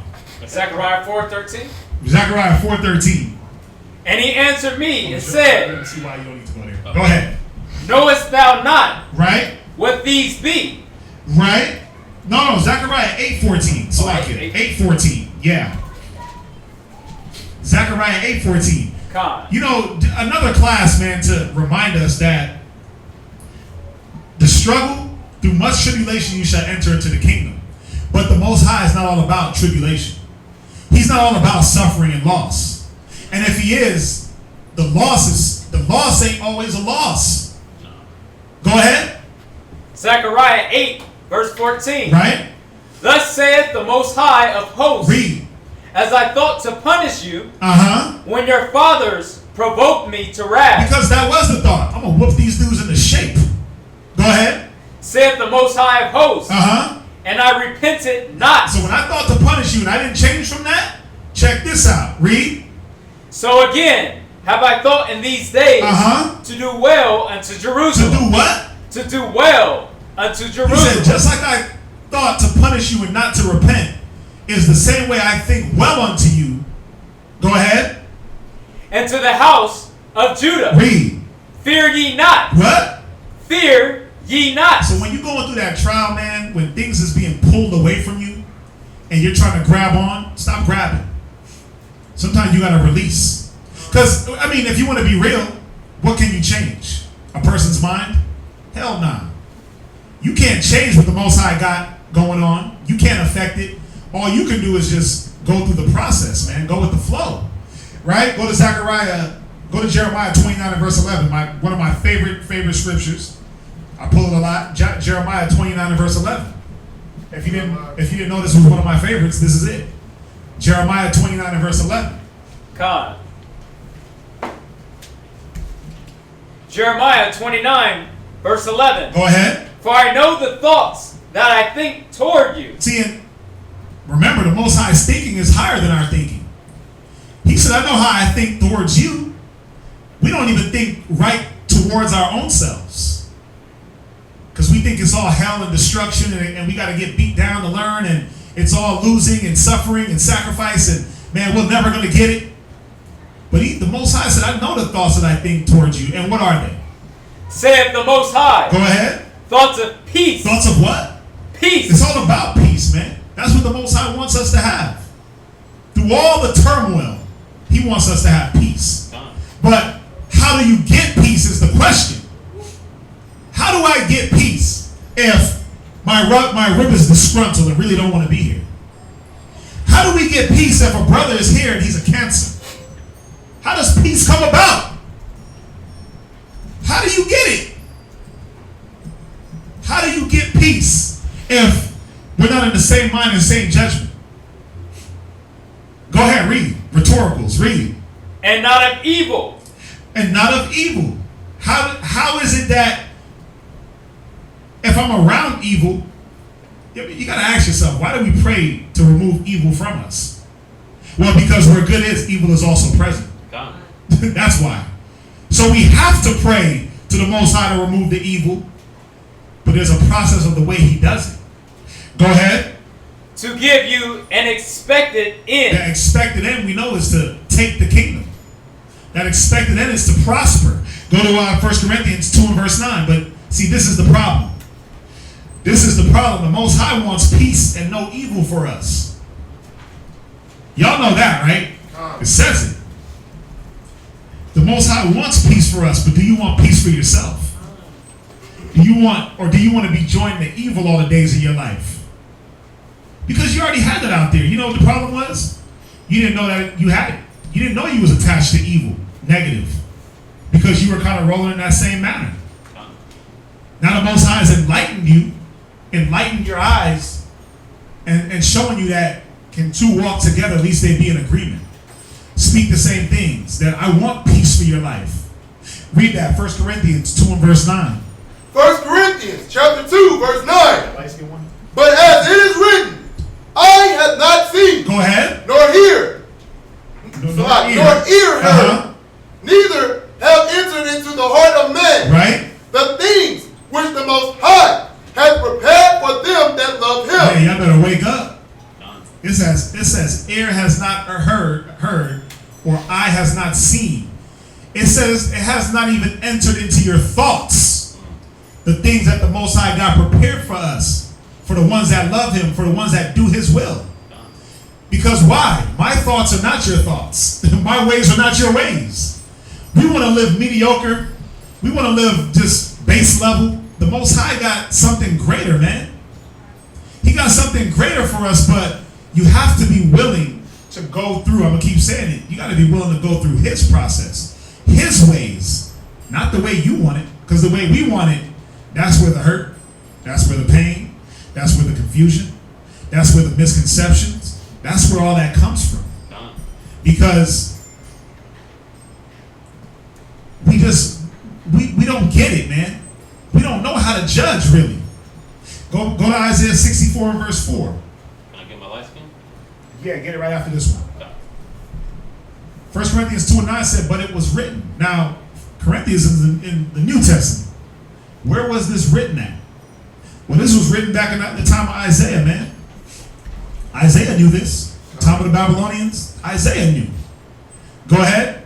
Isaiah chapter 64, Read. verse 4. Now check this out. Go ahead. For since the beginning of the world, Come on. men have not heard, Right? nor perceived by the ear. Now, since the beginning of the world, now, you know what that shows you? It said the Most High took Adam and put him into paradise, right? Innumerable amounts of fruits. He gave him dominion over the world. And even then, it wasn't fully in Adam's mind the prosperity that the Most High was trying to give him. Think about it. Think about that, man. If they was living in paradise, everything just was there. And that wasn't the ultimate. Really, what is in store? Man, he didn't know what he had. He didn't know what he had. He didn't know what he had. That's why he forsook it. But really, what does the Most High have in store for them that love Him?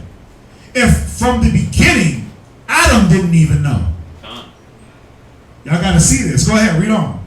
Cause neither had I seen, Right? O Yahweh, beside thee, what he had prepared for him, Right. that waited for him. Well, we got to do what? Waited for him. Yeah, man. Only the Most High knows. That's why I'm going to keep reiterating it. Isaiah 55:8. My thoughts are not your thoughts.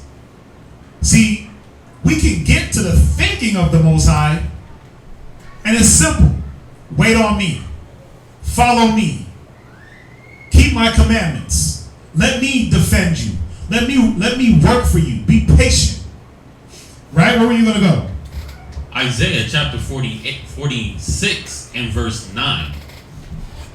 Isaiah chapter 46 and verse 9. And just going on to the point to where what the Most High puts out, the way he wants things done, what he really wants for us, it's been there since of old time. Since the beginning. Go ahead. Reread that, Jermaine. Isaiah 46 verse 9. Remember the former things of old, for I am Yahweh, and there is none else. I am Yahweh, and there is none like me. There's no one like the Most High. That's why he is the Most High. There's none before him, there's none before him, and there's no one after him that is like him in his majestic glory, in his all powerfulness. He is the Most High. Read on. Verse 10. Declaring the end from the beginning. Declaring what? The end from the beginning. So when he declared your prosperity, he declared it from when? The end from the beginning. When he declared your joy, he declared it when? The end from the beginning. He knows what he wants for you. He knows the purposes he has for you. He declared that from the beginning all the way to the end. He knows the end from the beginning. He declared that for you. Read on. And from ancient times, the things that are not yet done. Bro, look. When it comes to Jermaine in his life, when it comes to Major in his life, when it comes to Lamont in his life, when it comes to ISBHPK and the future of our camp, he declared it from before ancient times. ISBHPK wasn't here, but he declared it, and he declared the beginning, and he knows the end of it. He knows the end of each soul, each individual, each path that we are walking down. He's declared that. He knows the prosperity that he wants for us. He knows all the good things that he wants to have for us. But we got to continue on his path. We got to do things the way he wants it done. And the sad thing is that we don't. We don't know the goodness that the Most High wants for us. Because again, we're stuck in our microcosm of life. And we look at the things that we go through as always negative. Every loss ain't a negative loss. Every gain ain't a good gain. I mean, y'all know that, right? Every blessing ain't a blessing. Come. And losing ain't always bad, man. No. Sometimes you got to trim that fat. Most definitely. Sometimes you got to trim down so you can move a little bit better. You can move lighter. Come. But we look at everything as like, because you know what? We get emotionally attached to things. We get emotional in our trial. We get emotional in our walk. Where it shouldn't be emotions, it should be wisdom, knowledge, and understanding. Go ahead, read on. Read on. Saying, my counsel shall stand. Wait. He lied. My counsel shall stand. He said his counsel, the things that he declared, they're going to stand. So, from the beginning, it was set in the Most High's mind, the things that were never set in our mind, as far as our prosperity, and as far as our growth, and becoming this nation, and dominion, but even more greater than Adam knew, from the beginning. Go ahead. And from the top? No. Read on. And I will do all my pleasure. He will do all his what? My pleasure. His pleasure is for us to see us prosper. His pleasure is for us to be into the kingdom. His pleasure is to, like Yahweh Shai said, in my Father's house there are many mansions. His pleasure is for us to have one of the mansions. His pleasure is for us to be in good health, good stable mind. You know what? And sometimes that requires loss. Sometimes it requires gain. But you know what? We don't even have it in our mind what the real pleasure is that the Most High has in store for us. We don't know what it looks like. So we perceive things wrong. We might think something is bad or something is good. You might get that like my pops used to tell me, I want a Ferrari. He was like, and I was like, Pops, I say with my number money, that'd give me an old school Ferrari. He was like, yeah, son, but that's going to be problems for you. And I was like, why? It's a Ferrari. That's going to be a blessing. God blessing me. And he was like, okay. Do you got Ferrari repair money? Ferrari oil change money? Ferrari oil change money? That's a V12. You got Ferrari spark plug money? Exactly. So then that blessing that I would be considering a blessing would have just turned right into a curse. I thought I had something good. But no, it wouldn't be good for me to have that gain. Just like loss. You lose something. Shoot. Brothers need to lose weight. I'm one of them. If I lose the fat, that's going to be a gain to me. Read verse 10 one more time. Now we go to Verse 10. Declaring the end from the beginning. So he declared our end. He declared our expected end. Like it said in Jeremiah 29:11. He declared that from the beginning. Go ahead. And how do we know though? How do we know he declared that from the beginning? What did he give us? What did he give Adam? Starts with an I. He gave Adam immortality. Through the wisdom, through the commandments. He gave him righteousness. He gave him righteousness. Watch, read on.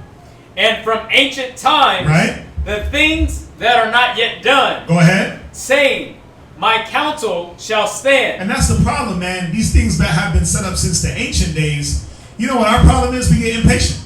We like, man, when is it going to happen? Like, what the hell? Why I got to wait? But he said, wait on him. Go ahead. And I will do all my pleasure. Now, what is the pleasure? Go to Wisdom of Solomon 1:13. Wisdom of Solomon 1:13. I just said it.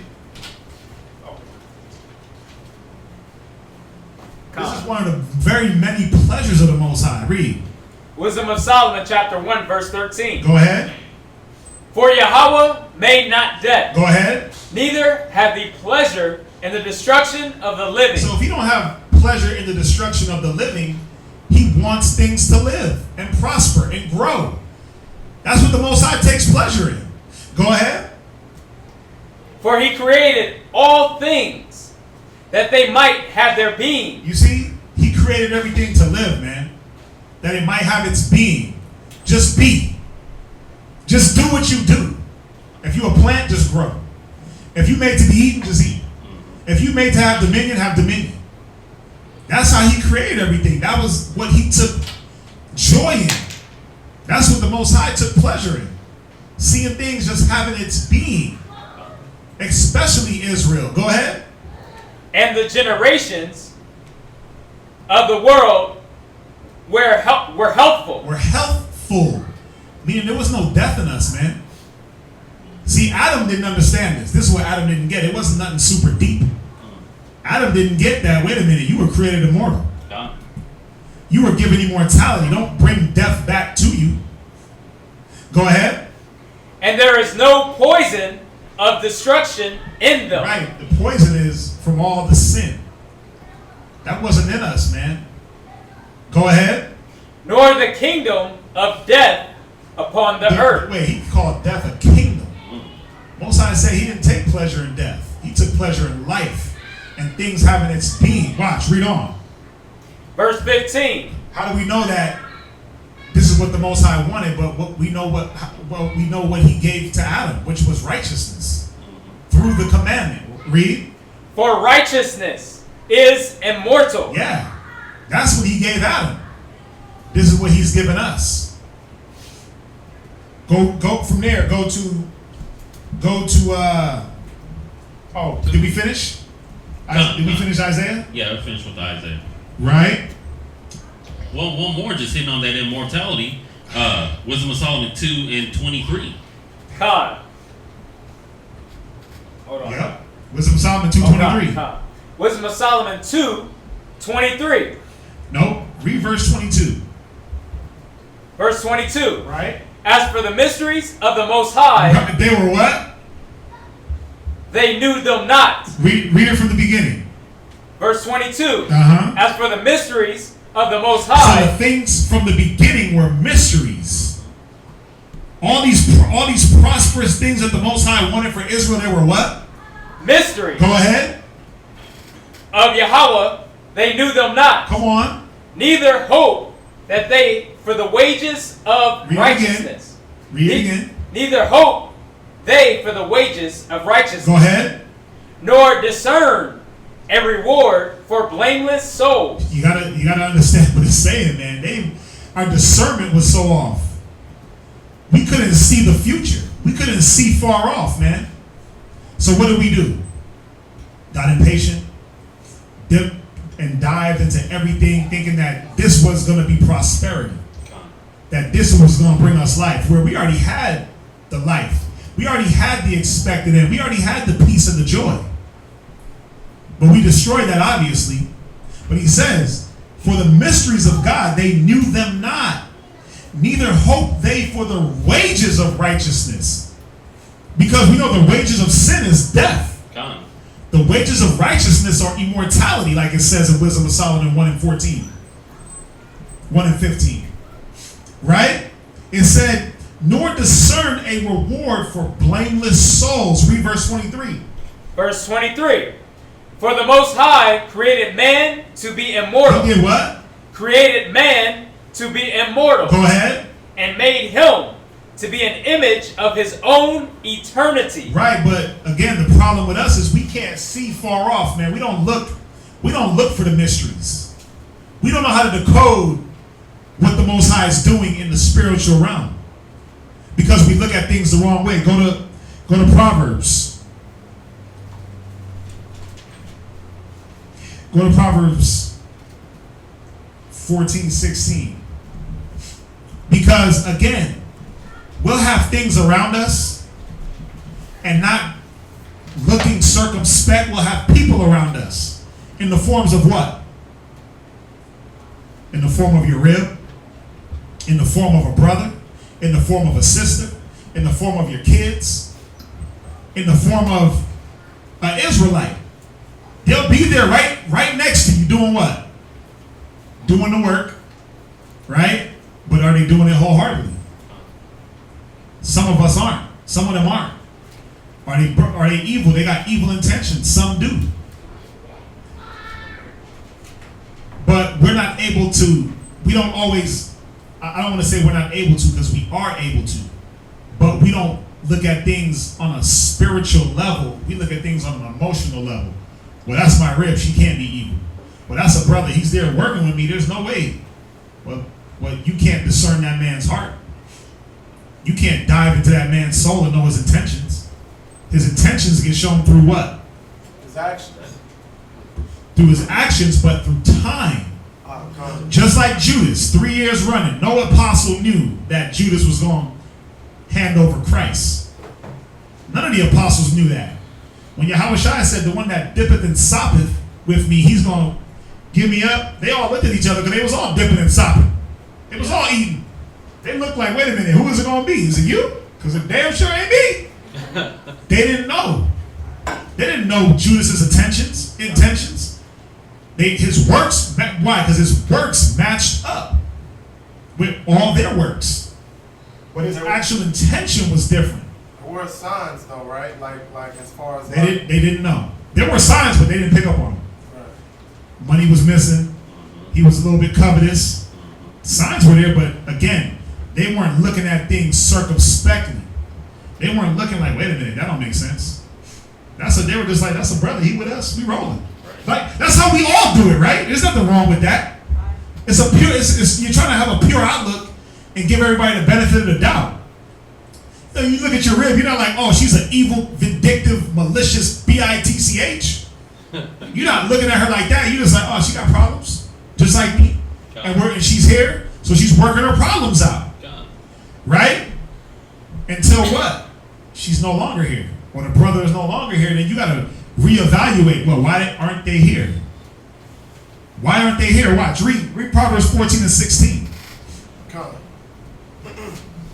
And then somebody else get Proverbs 22 and 3. Proverbs chapter 14, verse 16. Right? A wise man feareth and departed from evil. That's what a wise man does, right? Now, are we all not wise in here? We all got wisdom to a certain level where we'll see certain evils and we'll be like, oh no, we ain't dealing with that.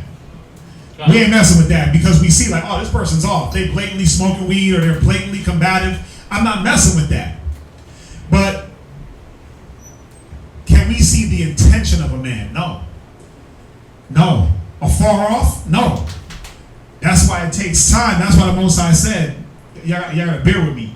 He said, my thoughts ain't your thoughts, and my ways are not your ways, because we look at things in the here and now, and we look at things in, let's give a brother or sister the benefit of the doubt.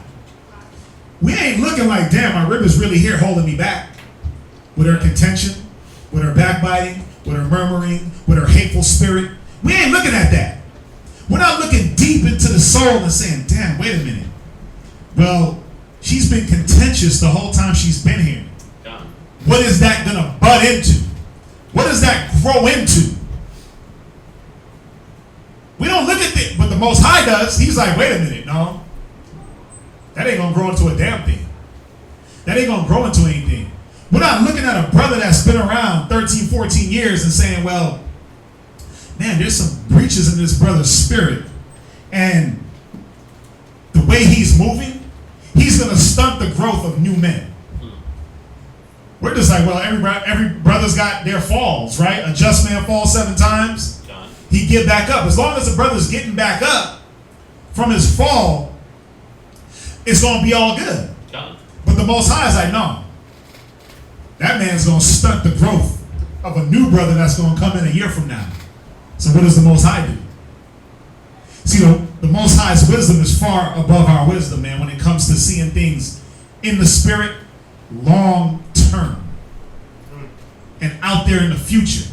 We're limited, man. We're limited because of the fact that we try to look at things purely, which is not a bad thing.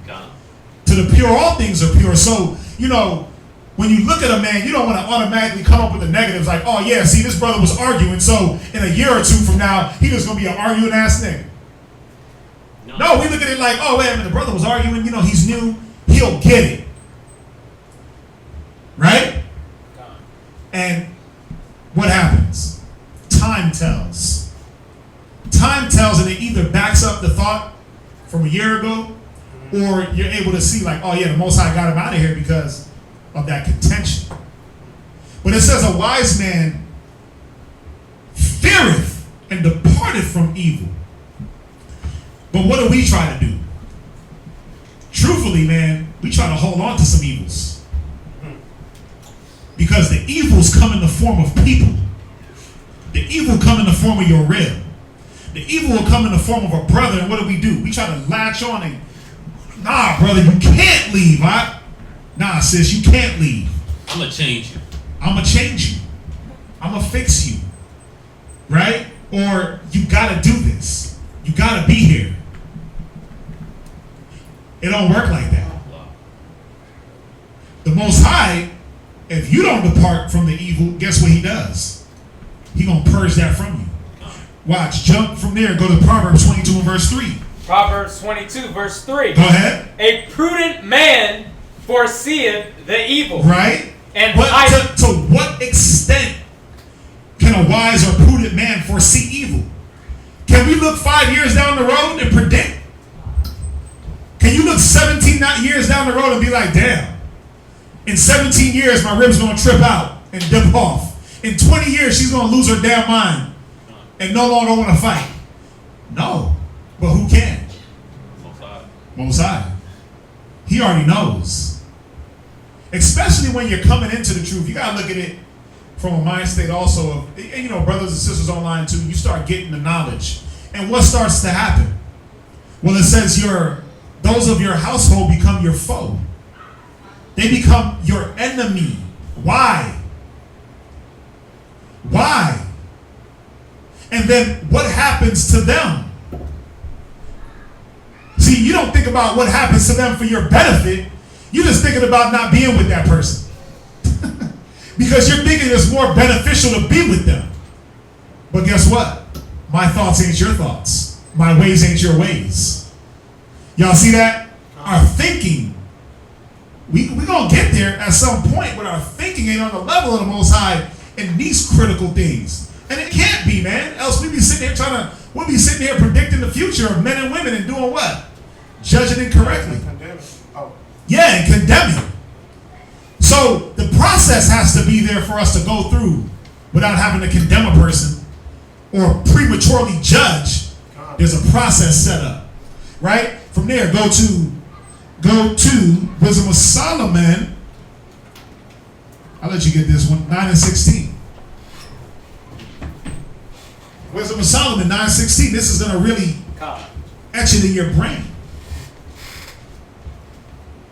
Read that, brother. Wisdom of Solomon 9 verse 16. And hardly do we guess aright at things that are upon earth. So the things that's right here in front of our face, there's signs. Just like he hit the example of the rib. There's signs that you've seen from the beginning, but you didn't quite guess it right. It was like, well, you know what? This person just needs a little work in this area. Or just like with brothers, it's like, oh, you know what? Yeah, he's a little contentious, but he don't quite understand. Or you know what? Yeah, Israel's just stiff-necked and hard-headed. The scriptures say that. So you know what? I'm just work with them. But the signs has been there from the beginning. But we hardly guess it right. We can be saying that, okay, yeah, they're just a little hard-headed, they're just ignorant, but Most High really knows. We hardly guess it right. And you know what's crazy? What's crazy is it's set up like this by design. It's set up like this by design, man, so that we don't get high-minded. And like we said earlier, we don't start condemning and judging people prematurely. The scriptures say, judge nothing before time. Right? Because couldn't Yahushua just called out Judas? Day one? Like, okay, I picked you 12, but nigga, you off. Peace. Let me find another one. He picked him for a reason, man. So you can see the process that you got to go through with these individuals. And that a loss ain't always a loss. They say that in the world, right? A loss ain't always a loss. So read it one more time, because I want y'all to understand. Read it. Wisdom of Solomon, chapter 9, verse 16. Right? And hardly do we guess aright. Hardly are we going to guess aright. Why? Because my thoughts ain't your thoughts. The Most High hasn't given us the capacity on some levels to think like Him and to foresee the future to a certain point. Where good is, evil must be present. That's the condition of the battle. There are going to be some evil, negative people around us. They got to be there. There must be heresies. There must be heresies. There must be contentions. It's going to be that. Or else, how do you show yourself faithful in anything? Read on. At things that are upon earth. And with labor do we find the things that are before us. With labor, we got to work hard just to figure out what's right in front of us. Look, man, they trying to, and I'm not trying to go off, but they trying to figure out, they telling you all these lies about outer space, and don't even know what's in the ocean. How do we not know what's in the ocean on our planet, but we know what's billions of light years away? Supposedly. But hardly do we guess right at the things that's right in front of us. What's going on with this person? What's going on with the rib? What's going on with all Israel? How come this? How come that? We got to work hard to get these answers. Really, what is in a man's spirit long term? That's what's hard to guess. It's very hard to guess. It's not even guessing. We're trying to estimate. We're trying to take the clues, take the puzzle pieces and put them together. And we got to do that with work. It's work, lots of communication. Like with brothers in the school, it's lots of communication to get these pieces together, to get a sound type of an answer about an individual. But it says, hardly do we guess it right. But hardly do we guess it right. No matter how hard we work, we don't get it all the time. Because if we weren't able to estimate every single thing, then where would the fight? Where would the fight be? Where would the process? Watch, we're gonna get there. Watch, read on. Read on. No. Yeah, read on. But the things that are in heaven, who hath searched out? Who knows the mind of the Most High? The Most High, who thinks like the Most High? Who's on that Most High level? No one. None of us. Well, like the scriptures say, who know the mind of man, save man. You only gonna know the things that you know. God. Now, again, we can get to the level of the Most High, but only to a certain level for now. From there, go to Romans 8:32. I'm gonna show you. The Most High said that He knew the thoughts that He had towards us, thoughts of peace and not of evil. The Most High went to the extent that He had to give something up for our prosperity. Y'all know that, right? Come on. What did the Most High give up? His life. Yeah. Oh, his son. Right. The Most High gave up for you to prosper. Think about that. The Supreme, Elohim, the omnipotent one. The creator of everything that was ever created. The power of all powers gave up something for His people to prosper. That's how important our prosperity is. Y'all gotta see it, man. That's how important us coming back as a nation is. That the Most High was like, I gotta give something up for this to happen. I gotta show them how important. Watch, read Romans 8:32. Romans chapter 8, verse 32. Go ahead. He that spared not his own son. You see, the Most High spared not His own son. Come on. But delivered him up for us all. Read. How shall He not with him also freely give us all things? Give us some things. All things. See, all things are going to be at our disposal. Go to John 3:16.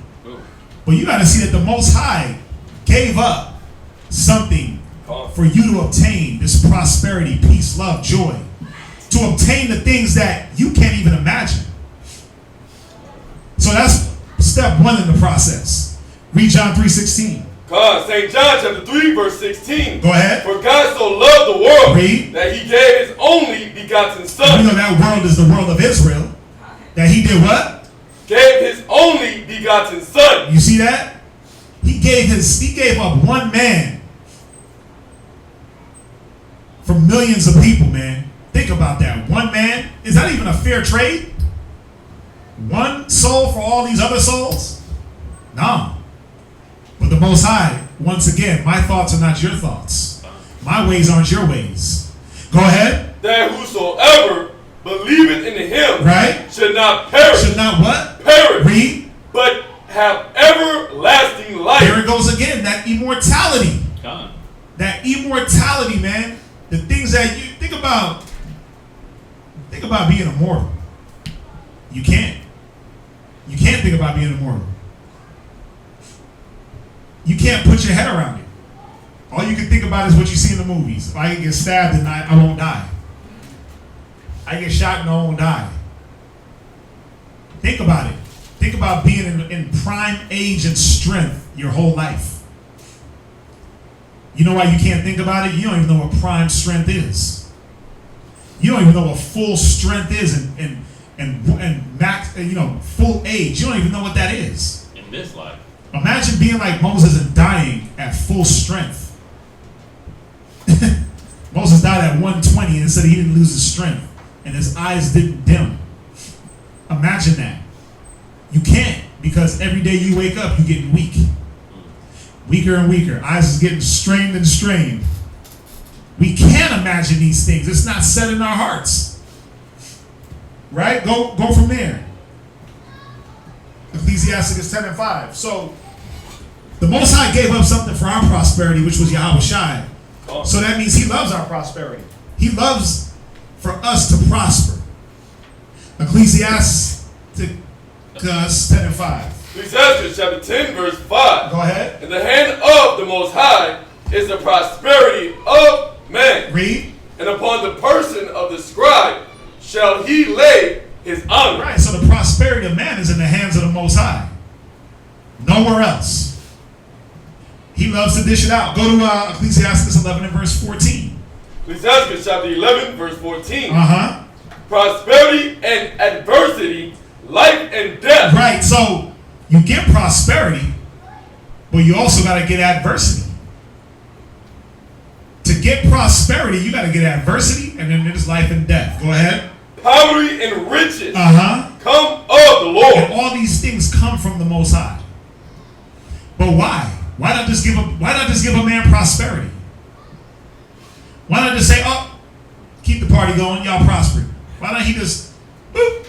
You know what I mean? Why not just do it like that? Why not just twinkle us? Bam, prosper. Again, there was a process to even get to prosperity. Psalms 35:27. You got scripture? Psalm chapter 35, verse 27. Right? Let them shout for joy and be glad that favor my righteous cause. Read. Yeah, let them say continually, Right? let the Lord be magnified, which hath pleasure in the prosperity of his servant. He has pleasure in what? In prosperity of his You servant. see that? The Most High takes pleasure in these things. Now, what does it take to prosper? What does it take for a man to be prosperous? Well, first and foremost, let's look up the word prosper. You're going to read that definition. We're going to 1828 Webster's Dictionary. What does it mean to really prosper? The definition of prosper. Read number 1. Come. To grow or increase. Right? So to grow or to increase. To thrive. To thrive. So not just to grow and increase, but to thrive. Go ahead. To make gain. To gain. Read. As to prosper in business. Right. Or agriculture, commerce, and manufactures. Right. Now prosper. Go back to where it says prosper at the top. To favor, to rent, to be successful.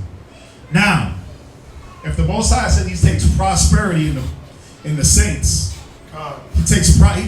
he takes joy in our growth, and he gonna remove the things that are stunting your growth, like a rib, like a brother, like a sister, like a vehicle, a house. But mainly, I'm dealing with people. You know why? Because when a rib leaves you, when a brother leaves, that hurts you more than anything. That hurts you more than anything because you're like, wait a minute, you're supposed to ride or die for this. But the Most High wants you to grow.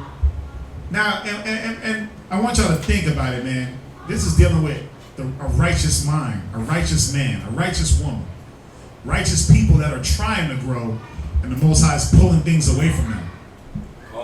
What's that? I was thinking, like, during the time of the wilderness, and also during like Noah's time, like the way I learned, I kind of examine people, and I try to look for the right example from them. So maybe I feel like this world is like, it's weeding out all of the bad examples and putting the people that was actually righteous in the wilderness or during Noah's time around the right examples, so we can learn and grow prosperously before the Most High, so we can see like, look, these are the right ones. These are the ones who was actually genuinely trying to worship me, but they saw, just like we went over, that guy with that faint heart, get him out the camp. Right. He gonna make everybody else have a faint heart. Right. So it's like, nah, I don't see that faint heartedness. I don't see that weakness. I don't see that what is it called? That unequally yoked? Yeah, unequally yoked or unconfident spirit. Not cast away your confidence, because all these, like, that lack of confidence, the faint heartedness, the people who weak. It's like, I look at that as a young brother, and I'm like, the heck? Like, should I be that weak in that situation? Should I be this lustful in that situation? Since I don't see that, I won't do that. Right. You won't. You shouldn't. Because you just gotta look at yourselves. Everybody online, same thing. You can do this exercise too. All you gotta do is look at yourself and say, you know what? When I got the truth, where was I at in life? Am I growing? Okay, Khan, you've been growing. You've been sprouting up. Are the ones next to me growing at the same pace? And why not? Or why? The Most High removes things away from us. It's just like when you've got a garden and what you got to pluck up for your tomatoes to grow, and your melons and your cucumbers. You got to pluck the weeds out because weeds choke the root. But see, the Most High is already doing that for you. We make it hard because we hate the process, man. We hate the process of what it takes to really prosper, right? So, to thrive, to make gain. We hate. It's like when you're in the gym and they're like, gains. What do they say? No pain, no gain. Right? No pain, no gain. We hate what it takes to make gains. Go to 1 John chapter 1 verse 8. We hate this. We hate the feeling and we run from it. That's why we ignore all the red flags that brothers and sisters come with. Your rib, she got all the red flags and you're like, nah, not my boo. Not my boo, because I love her. She's down for me. She's here with me. We've been together so long, right? There's no way that when I pray for the Most High to remove evil and negative, that's her. Or that's this brother. Because this brother is here. He's fighting. But yeah, look at the way he's contentious and scorning. Look at the way he talks about being here. We had a brother in the camp that, and we talk about it all the time, man. He was around, I was around before him, but he was around for a long time. And when we go back and evaluate a couple years later, we're like, wow, if this brother didn't leave, the men that came after him wouldn't be around, because he would have stunted their growth. He would have passed off the negative outlook that he had, and they wouldn't have been as strong as they are because they would have looked at his example. But while he was in the process of, and everything was going down, we're like, nah, you're wicked, and this, and no, brother, you can't. But now that we come back and look, we're like, wait a minute. The Most High did his process for another process to happen. 1 John 15 and verse 1. 1 John.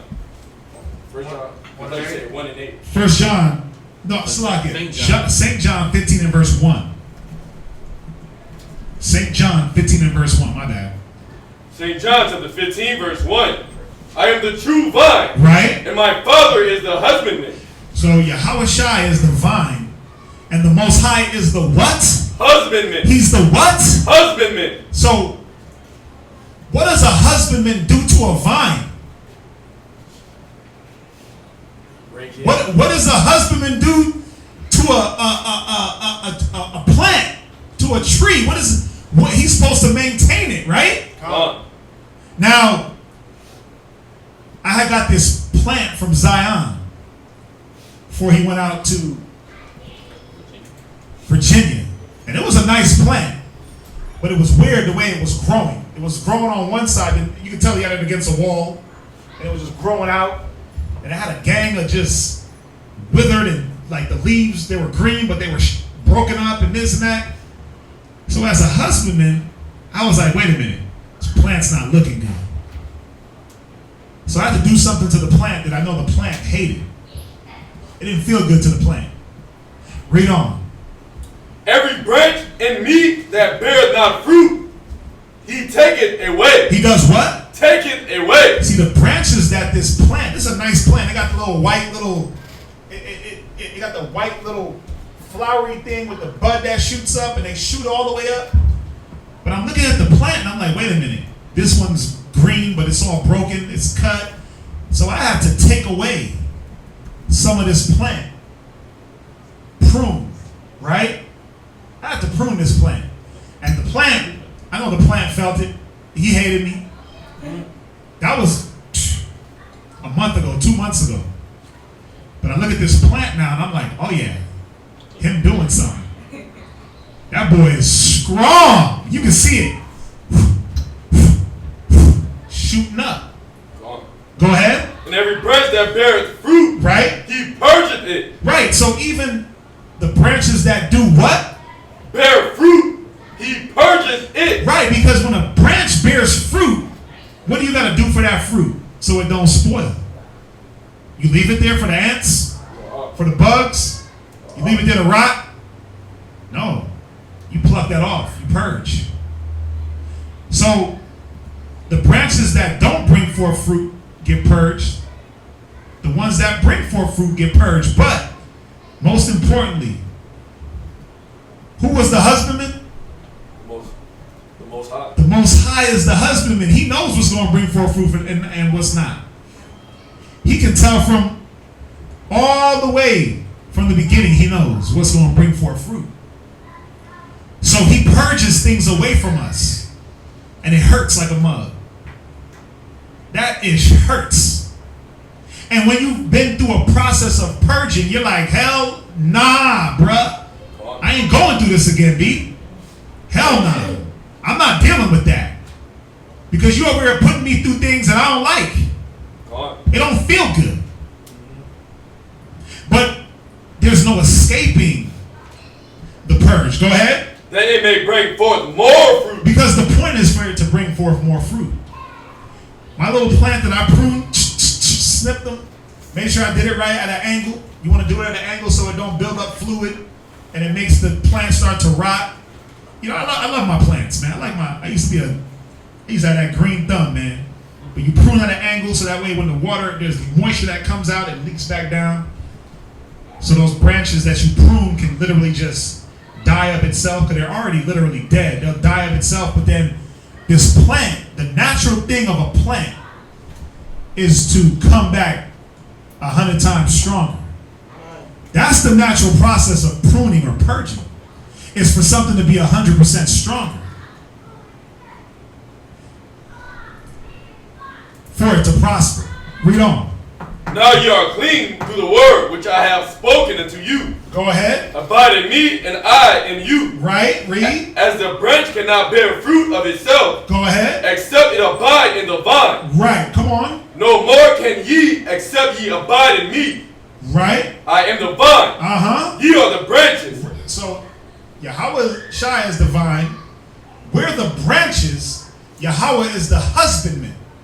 Taking care of the branches. Pruning things away from the branch so that the branch can either bring forth fruit or taking away the dead branch. Remember, it hurts. It hurts like heaven.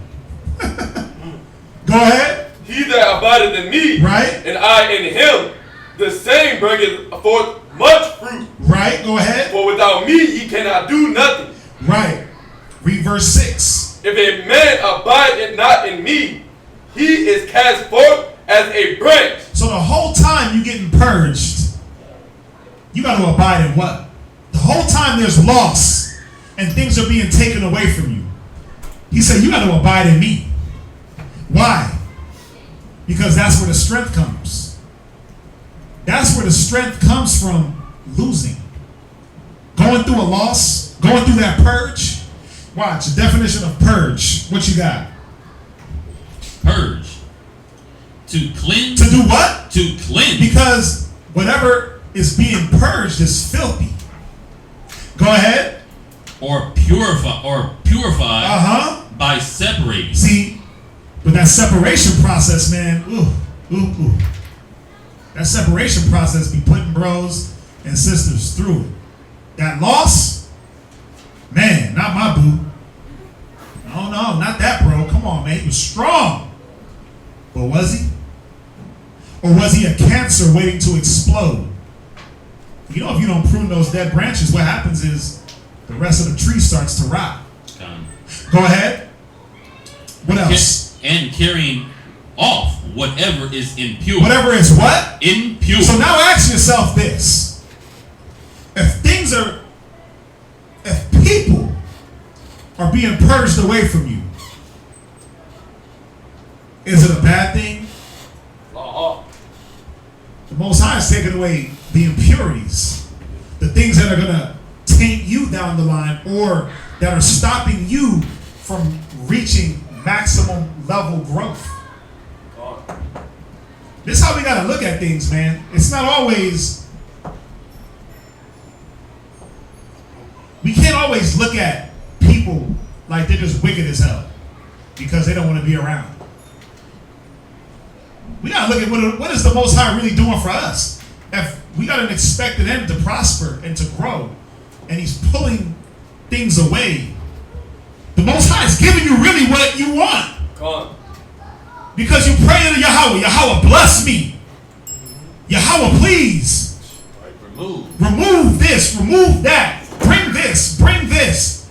Remove contention, negative, evil, hateful, doubt. Remove doubt. But what if that doubt ain't in you? What if it's in your rib? She won't let it go. What if that hate ain't in you, but it's in a brother? He won't let it go. And he don't let it go. The Most High is like, well, he's not going to bear fruit she ain't gonna bear fruit. So guess what I gotta do? I gotta cut that away. God. And what sucks about it is, well, and I've said it, we hate the process because it hurts, because we look at the person and not the spirit. And we forget who controls the spiritual things. We don't. We look at the instance, the here and now, like, but you here and now with me. You just made my garment. What the hell are you talking about? But we're not looking afar off and saying, wait a minute, 5 years from now, when you're growing to this level, or supposed to be, but you're only here because of the impurity that held you back. See, the Most High sees that, but you don't. Your thoughts are not my thoughts. Your ways are not my ways. I know what I want for you: peace, love, joy, happiness. But the nigga attached to you, they ain't about that life. They're about being at odds. They're about contention. They're about lying and sneakiness. You just don't know. So I'm going to remove that from you to help you. But guess what? It's all being done in this back end. It's like in the back conference room where all the angels meet. Oh, yeah. That holy council? Yeah, it's all being done in the back room. You know where like all the mob bosses used to meet in the back of the bodega? Mm-hmm. That's where all these things are being carried out and being orchestrated. In the spirit. In the spirit, and all we can see is things plainly in our sight. Because why? Of emotion. That's first and foremost. Because of the way things hurt.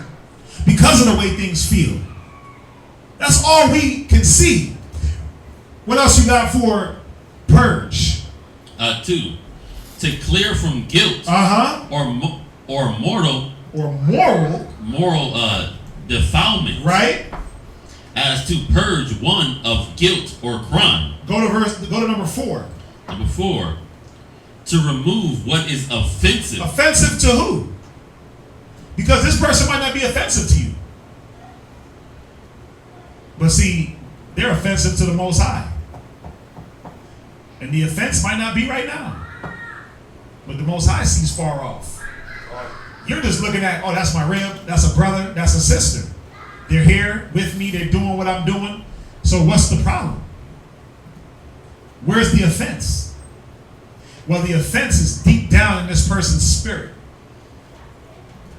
5 years from now. 10 years from now.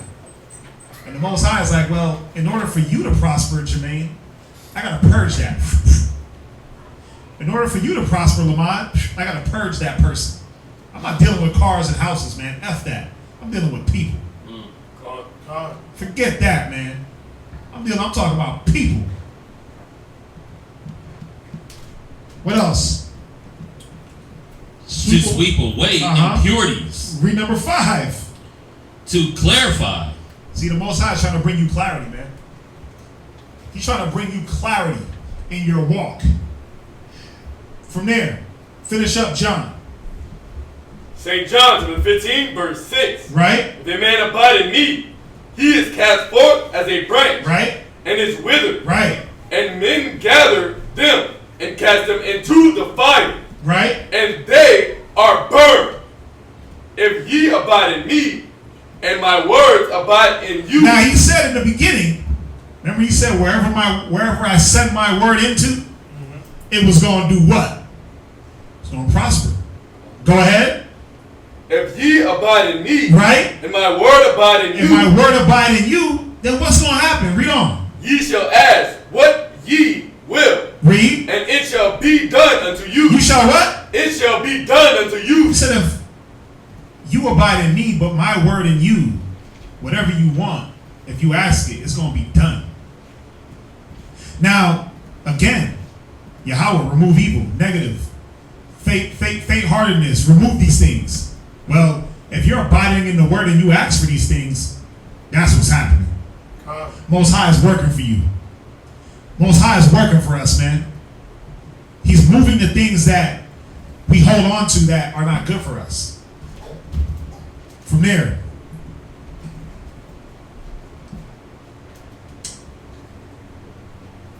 what time is it? 9:30. I mean, you can write down, go to Ezekiel 20 and 38. Somebody else get 1 Corinthians 5 and 1. I'm going to, yeah. Whoa. Ezekiel chapter 20, verse 38. Read. And I will purge out from among you the rebels. I'll do what? Purge out from among you the rebels. Yeah, but the rebels can be anybody. The rebels come in the form of anyone. Man, woman, child, rib, brother, sister, auntie, uncle. He already said he was going to purge them out. Go ahead. And them that transgress against me, read. I will bring them forth out of the country where they sojourn. Right. And Go ahead. And they shall not enter into the land of Israel. And ye shall know that I am the Lord. Right. Now, go to 1 Corinthians 5 and 1. So what was that last one? Ezekiel 20 and 38. 1 Corinthians chapter 5, verse 1. Now I want you to we go through this a lot, but just pay attention here. Go ahead. It is reported commonly that there is fornication among you. Right. Go ahead. And such fornication as is not so much as named among the Gentiles. Read. That one should have his father's wife. Go ahead. And ye are puffed up, and have not rather more. Read. That he that hath done this deed might be taken away. He might be what? Taken away from among you. Now, is it just fornication? Nah. He said that rebels were going to be purged out. That rebellious spirit, that pride. See, what y'all got to see here is that there's been many brothers and sisters that have been taken out of the truth, purged away from the body because of their fornicating, prideful, rebellious ways. All for the betterment of the body. I know it don't sound good, but that's what it is. Read on. Verse 3. For I verily, as absent in body, but present in spirit, right, have judged already. Go ahead. As though I were present, concerning him that hath so done this deed. Right, read verse 4. You're going to read to verse 6. In the name of our Lord Yahushua, when ye are gathered together in my spirit. And what? In my spirit. Come on. With the power of the Lord Yahushua. Because when we're gathered together with Yahushua and the Holy Spirit and all the spirit of the prophets, do they want impurities around? Hell nah. Yahushua said, when 2 or 3 are gathered in my name, there I will be. So they're not gathering. Yahushua ain't gathering if there's impurities. If somebody's coming in the name of Satan. So what does he got to do to that person? Read. To deliver such and one unto Satan. To do what? Deliver such and one unto Satan. Yeah, man. This person got to be delivered to Satan. Why? Go ahead. For the destruction of the flesh. Come on. That the spirit may be saved in the day of the Lord Yahushua. Read on, verse 6. Your glorying is not good. And this is what we have to understand. Read. Know ye not that a little leaven. Don't you know that little bit of leaven, that little bit of negative that person has, what it can do through time is taint everything. Go ahead. Leaveneth the whole lump. Right, but we hate the process, man. We hate the process because it hurts. Go to Hebrews 12 and 5. We hate the process. We can't stand it. That's why we run. Go ahead. Hebrews chapter 12 verse 5. Read. And ye have forgotten the exhortation which speaketh unto you as unto children. But see, we forgot the exhortation. We forgot the things that are needed for us to be called children, man, of the Most High. This is one of them. Read. My son, despise not thou the chastening of the Lord. Yeah, don't hate the chastisement. Don't hate the purging process. Because the purging was supposed to bring you that expected end. Go ahead. Nor faint when thou art rebuked of him. Because it's not always that you did something wrong. Don't y'all get that? It ain't always that the imperfection is with you. You know, a lot of times, man, brothers will lose their rib and you sit back like, damn, man, what could I have done better? How about nothing? She was just evil and faithless. she just didn't want to be here? How about she just didn't care? How about she just faked it? How come we got to look at ourselves like we did something wrong all the time? Now, it's good to examine and say, well, wow, okay. Because the scriptures do say through sorrow, the heart is made better. So it is good to examine, but, never get to the point where you're beating yourself up. God. Especially if you know in your spirit that you're doing the right things. You're doing the right things according to the Most High in Christ. God, it's like you do what the scriptures say. You examine yourself. You're like, is this in me? Is the Most High trying to show me something that's in me through her? You go through the process of examining yourself. And then just to make sure that you got right judgment, you go and counsel with brothers. Say, hey, brothers, look at me. Am I like this? Am I like that? Do you see these qualities in me? Examine me. I've examined myself in a multitude of counsel. There's safety. Look at me. Let me counsel. Let me see what's in me. Am I missing something? But if you're not, then it's really the other person. Read on. For whom the Lord loveth, he chasteneth, and scourgeth every son whom he receiveth. Now, look up that word. Scroll down. Chasten. You got it, man? It says chasten, correcting, afflicting for correction. Correction, punishment for the purpose of reclaiming. Why would you have to be reclaimed? And what has got a hold on you? See, a lot of times it's the person that's around you that the Most High has to reclaim your spirit from. And you got to go through that chastening. Sometimes you got to go through that chastening on their behalf, it seems. Because they're being pulled from you. You hate it. You don't like it. And you're like, well, why me? But really, you ain't the problem. To reclaim. Recalling to a regular course of life. Reforming. Recovering. So you're being recovered. Y'all see this? Read on. Verse 7. If ye endure chastening, right, God dealeth with you as with sons. Right, so go ahead. For what son is he whom the Father chasteneth not? Right, think about it.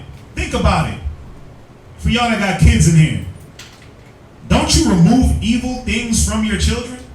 If your kid was running around with a knife, you gonna stop him any means necessary without him stabbing himself. Whether it be yell, scream, slap the hell out of him real quick, whatever it is, you're gonna find some form of chastisement to get that knife from him. Why? That's my boy. That's my girl. Like, I love him. The ones that don't love their kids, they're like, oh, you got a knife? Yeah, go ahead and stick that in the wall. Go ahead and do whatever you want to do, son. It's because of love that the Most High pulls things from us the way he does it. See, we hate the way it's done. But remember, evils come in the form of people, so we can never avoid it. We can never avoid having a Judas. You'll never avoid having a Judas spirit around. And you'll never avoid the hurt and pain that it takes to get past it when that person is gone. You'll never avoid it. All you can do is build yourself up. Gird them loins up in the mind. Gird up that mind to be able to get through it. Like he said, abide in me. That's the only way. Read on. Read verse 8. But if ye be without chastisement, whereof all are partakers, right? Then are ye bastards? Right. Read verse 9. Furthermore, we have had fathers of our flesh, which corrected us. Right, come on. And we gave them reverence. Read. Shall we not much... Check this out. Come on, read. Shall we not much rather be in subjection... And that's the problem. We don't want to be in subjection to the level of chastisement. We don't want to be in subjection to the loss, man. Because I'm going to say it again. It hurts like a mug. at verse 9 one more time. Furthermore, we have had fathers of our flesh, Right. which corrected us, Right. and we gave them reverence. Come on. Shall we not much rather be in subjection unto the Father of The spirits? Father of what? Father of And spirits, what's he going to do? Read. and live. Because that's how you live. Through the purge. That's how we get the life, the expected end. By having things taken from us, even though we don't see it. Most High is trying to say, look, I'm trying to show you how to live. I'm trying to make sure you live longer than what you think you're going to live. I'm trying to give you the things that you can't even see. But you got to be subject to the Father of spirits because he knows the spirits. Right. He know who's going to betray you. He know who ain't going to be there for you. He know who's going to offer you up to damn Satan. He knows. And he's like, you know what? Let me remove that from you. Watch. I'm gonna put it in their heart not to be here. But our problem is we do this. Nah, sis. But they doing this. They doing this and we, no, babe. Baby, I'm begging. Baby, I'm begging. God. Baby, I'm begging, begging, begging. God. Nah, brother, you can't. And then you try to over counsel and over convince. And the Most High is like, bruh, let them go. God. Watch. Let them go. Let them go. Damn it. You know why? And we know why. Because at the end of the day, the Most High is the Father of spirits, not us. We can't make nobody see anything. I went through the class about you can't change nobody. You can't make them see it. But it wasn't for them to see anything. It was for them to be gone. So that you could see it. So that you could have the life. I know it sounds selfish. But the Most High knows what he wants for us, man. They'll get it when it's time for them to get it. That spirit, that flesh got to get destroyed, and that spirit will come back and get it at another time. Right? Read verse 11. Read verse 10. For they verily, for a few days, chastened us after their own pleasure. See, because man, he'll chasten you for his own pleasure. Go ahead. But he for our profit. For our what? For our profit. Wait. So people get pulled away from us for what? But he for our profit. Yeah, man. It's for our profit.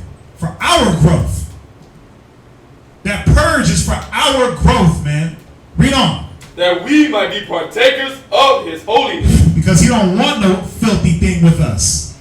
He don't want no impurities. Go ahead. Now no chastening for the present seemeth to be joyous. Yeah, he said no chastening for the present seemeth joyous.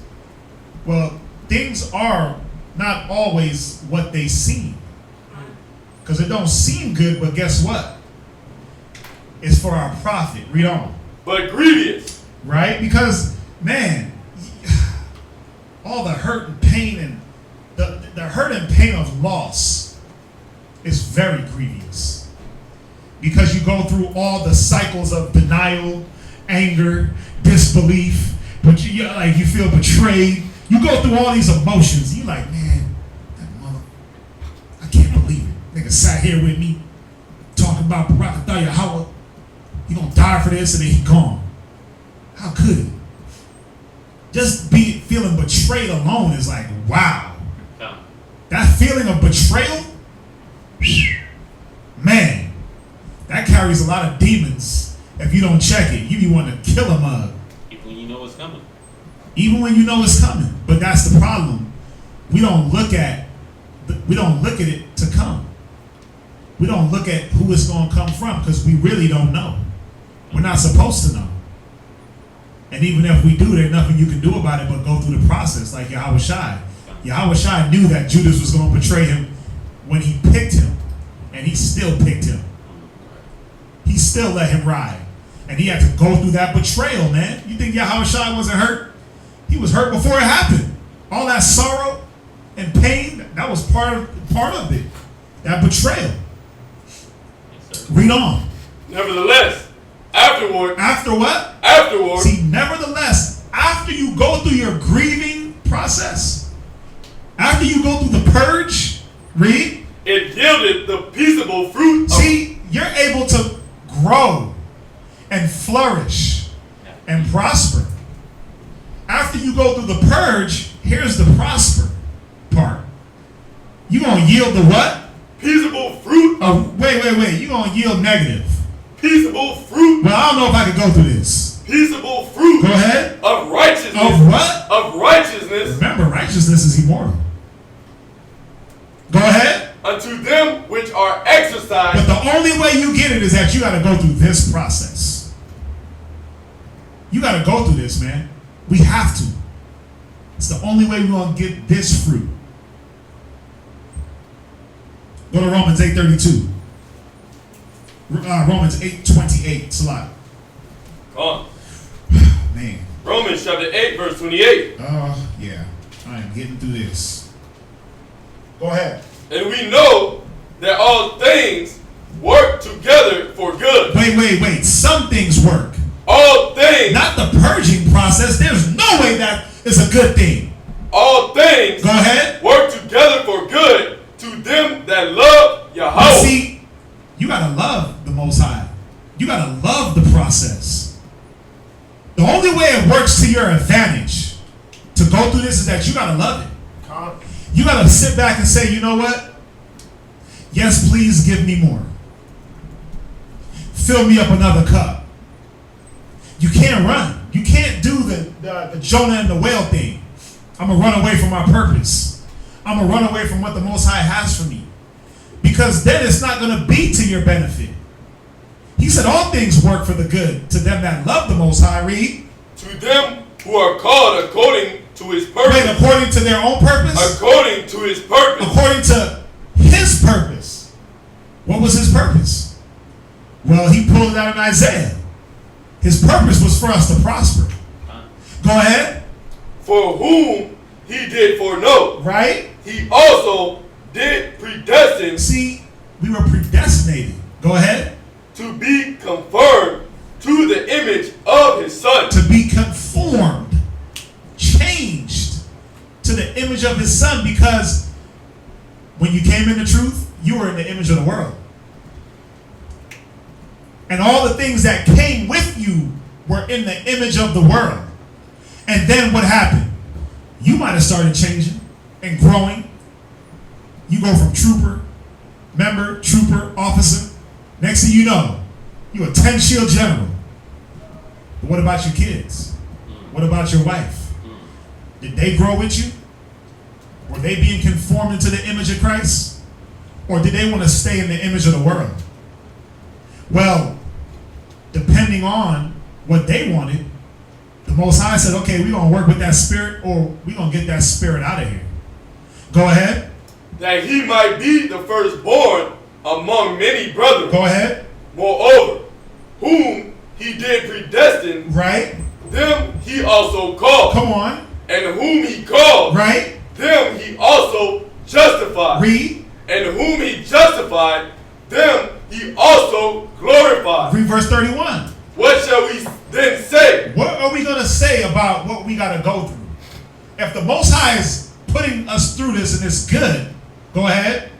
To these things. Right? If God be for us. Yeah, if the Most High is about your prosperity and growth, then really, why are you crying? Go ahead. Who can be against us? Yeah, man.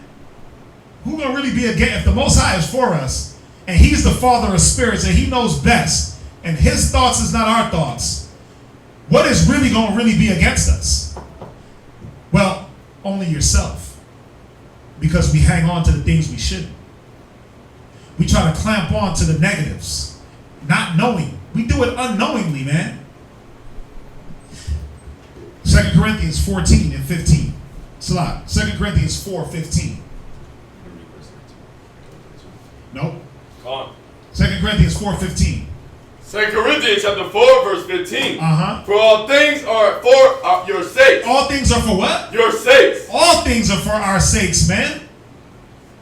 Go ahead. That the abundant grace might through the thanksgiving of many rebound to the glory of the Most High. And that abundant grace is sometimes things got to be taken away. The things that are harming you, It's just like a child. When you see something that's harming them, what do? Oh, that's too much TV. Oh, that's too much video games. Oh, that's too much phone time. I gotta take these things away. They're harming you. Oh, that's too much candy. That's messing up your teeth. They hate it. But they don't see in the long term that 10 years from now when you can't grow teeth because your gums rotted away from all the candy, a child ain't looking that far in the future. But us as parents, us as husbands, when we're like, oh, wait. All that candy, son, that's gonna rot your baby teeth, then it's gonna rot your gums, then it's gonna rot your adult teeth. No more candy. Like, but Dad, why? I can always grow new teeth. That's the excuse I get. I can grow new teeth. Con, son. But you can only grow new teeth one time. One more time, and that's all you got. So I'm trying to help you preserve the new teeth. See, that's the grace. You only got one shot at this, my son. Let me give you grace. Let me take away all the evils. Let me shield you from the negative. Go ahead. For which cause we faint not. Right, and this is why we're not supposed to faint in the purge. All we got to do is abide with the word. Abide in the Most High. Abide in Christ, man. Abide in your labor. Abide in your studies. Abide in your meditation. Abide in counsel. Don't faint. Read. But though our outward man perish, right? Yet the inward man is renewed. Wait, the inward man is what? Renewed. Because that outward man is feeling the emotions. That nigga's like, oh my God, why? Outward man is anxious, nervous, scared. He's anxious, nervous, scared, depressed, upset, sad. Wants to damn kill people. But that inward man is supposed to be being renewed. That outward man is going through it. But that inward man is supposed to be seeing like, damn, the Most High, damn, bro. Most High done looked out. Damn, Barakatah Yahweh. Bahasham Hamashiach Yahweh. Go ahead. Day by day. Right? For our light affliction. For our what? Light affliction. Yeah, that light purge. Go ahead. Which is but for a moment. Come on. Worketh for us a far more exceeding and eternal weight. Wait, it's a what? Far more exceeding and eternal. Because the purge is carnal. It's a physical purging. But it gives you an eternal weight of glory. Something that you couldn't even imagine. Because it's not set in your heart that when you catch in hell or things are being ripped from you or your family's being took from you. Taken. I'm saying took. Taken from you. You're not looking at if I abide in Christ. If I stand up and just take it like a man, what's going to come from it? We just looking at, damn, man, why you taking them? Go ahead. While we look not at the things which are seen. Because that's what we do. We looking at what's seen, man. Like, damn, bruh. Why I gotta deal with this? Go ahead.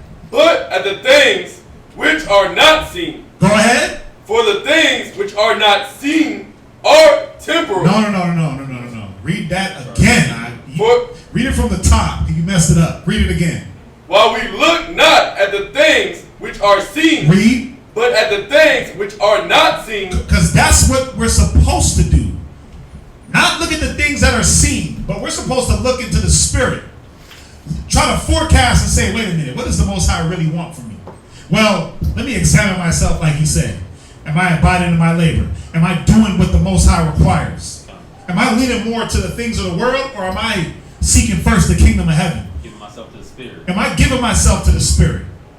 Am I submitting to what the Most High's will is? Or am I seeking my own righteousness? Well, if I'm doing the latter, I can see why I'm getting my ass whooped. But if I'm doing the things that the Most High is pleased with, then guess what? He's going to do what he's pleased with. Ooh. Which is helping you to prosper. That's right. But you just got to get some things moved out the way first, man. We just got to get these weeds away. We got to get these impurities out of you or away from you. Because you might not be a hateful person, but the person next to you is. You might not be a covetous person, but the brother next to you is. And he don't want, and the point is, he don't want to let it go. You might not be murderous like Judas. You know why Judas had to go? Because he didn't want to let go his intention. He carried forth his negative. So the Most High is saying, listen, don't look at the carnal. Don't look at the man. Look at the spirit. And look at what I'm trying to do for you. But again, our problem is that it has not been set in our hearts. I have not seen, ear have not heard, and it has not been set in the hearts of men the things that the Most High has in store for us. Read on. For the things which are seen are temporal. They are what? Temporal. It's temporary, man. It's temporary. The things which you can see is temporary. That chastisement is temporary. But the peaceable fruit that comes from it is what? Read on. But the things which are not seen, because you can't see what's ahead. Go ahead. Are eternal. That's where the eternity comes from. Go to Romans 8:24. I'm going to end it here. The Most High is going to restore you, man, through faith. He's going to restore you through faith, through long suffering, through patience, through love. And truthfully, you just got to abide in Him. Abide in what you've been doing, because especially if you've been growing. You'll know. Everyone should be able to examine and say, man, have I been growing? Well, yeah, I am growing. So the Most High, now, He's like, okay, now that you're growing, guess what I'm going to add? I'm going to add the things that you need. I'm going to add back what I took. I'm going to add these people. I'm going to add back the real. I'm going to even add, look at Job. Listen. Job's rib got took. He had what, 4 kids? When they got killed, he ended up with 7 kids. It said his daughters were the most beautiful women in the land. When you read that Job 43 at the end, it tells you about Job. He said everything was double. He had daughters. It said his daughters were the most beautiful, the most fairest women in the land. And everything was restored to him triple-fold, double-fold. There's one that goes right with that. Where we're at, go ahead. Okay. The brother dropped it in the chat, and I looked it up. It's Job 8 and verse 7. And I'll read it. Read it. Though thy beginning was small, yet thy latter end should greatly increase. Yeah. But see, that beginning, it was small, but there was things attached to it that weren't needed. It wasn't that it was just small, that it was impure. It was impure. You had impurities on you, which is nothing wrong. We all come with that. But the purging process demands impurities to be gone. There's no way around it. Romans 8:24. Romans chapter 8 verse 24. Read. For we are saved by hope. Wait, what? We are saved by hope. What gives us the glory and the promises? Hope. Come on. But hope that is seen is not hope. Yeah, but see, if you could already see it, there ain't no damn hope. The Most High wants you to go through this purpose so that you can exercise your faith in Him. Go ahead. For what a man seeth, why doeth he yet hope for? Yeah, if I can see it afar off, what am I going to hope about anything? It's right there. I don't got to hope. I don't got to use faith. I just had a scripture to go along with that. It's Lamentations 3:26. Somebody else get that. Read on. But if we hope for that we see not, read. Then do we with patience wait for it. Yeah, because if you hope for the things you see not, oh, rib got took, family member, whatever, brother done left, rib got taken away. Let's go to the car house, things got taken away from us. But if I sit back and I hope for these things in what? Patience. In what? Patience. Wait, no, I gotta go out and get it myself. Patience. See, I gotta sit back and hope in patience now. That's what the Most High wants. Patience. For ye have need of patience, after you do the will of the Most High, you might receive a blessing. Go ahead. Another one of my favorites. Read. Likewise, the Spirit also helpeth our infirmities. Wait, the Spirit does what? Helpeth our infirmities. See, man, oh my God, man. So the Spirit is going to help your infirmities, man. The Most High knows what you need. The Spirit, and that's where a true blessing comes from. Go ahead. For we know not what we should pray for as we ought. Because we don't know what we should pray for. We don't know what we should ask the Most High for. But the Spirit knows what you need. Because Rib is gone. She's been gone 4 or 5 years. And you like, Yahweh, just send me a rib. But you didn't know to pray for the right rib. You didn't know that you got to pray for what you want exactly. The Spirit knows, so you dodged the bullet. Because then he might have sent you the same rib you had before. Same mind. Oh, yeah. You don't want that. What's the point? Go ahead. But the Spirit itself maketh intercession right for us with groaning. Come on. Which cannot be uttered. Bro, the Spirit be talking to the Most High with words that can't be words. The intercession that the Spirit makes for us, man, it's you can't even this. You can't even fathom it. You can't even fathom what the Spirit does for us. Go ahead. And he that searches the heart knoweth what is the mind of the Spirit. The Most High knows what the mind of the Spirit is. Go ahead. Because he maketh intercession for the saints according to the will of the Most High. According to the will of what? Of the Most High. So the things that were taken from you, the people, they weren't according to the will of the Most High. And the things that he gives back are according to his will. It all has to fit his will. Go to 1 John 3:21. Somebody else get 1 John 5:14. Oh yeah, get the Lamentations. Slide. Read that. Lamentations 3 verse 26. Go ahead. It is good that a man should both hope and quietly wait for the salvation of the Most High. That's where the good is. That you hope and wait, man. Impatience. We tend to move too fast with things. We tend to take it up on ourselves. Now go to 1 John 5:14. 1 John chapter 5 verse 14. And this is the confidence that we have in him. So not just patience and faith, but we got to have confidence in the Most High. Go ahead. That if we ask anything according to his will, anything that we want, he heareth us. But it has to be according to his will. Whatever you ask according to the will of the Most High, he's going to give it to you. But you got to be confident. You got to know that it's true. You got to have faith. For you cast not away your confidence that has great recompense of reward. Hebrews 10:35. Cast not away your confidence that has great recompense of reward. So the confidence in him is that whatever we ask according to his will, he's going to give it. Go ahead. And if we know that he hear us, read. Whatsoever we ask, read. We know that we have the petitions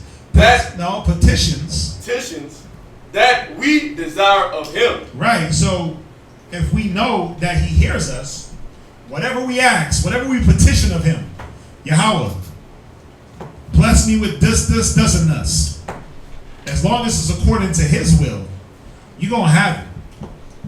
But once it falls out of his will, you either won't get it or it's going to be purged from you. We got to remember that.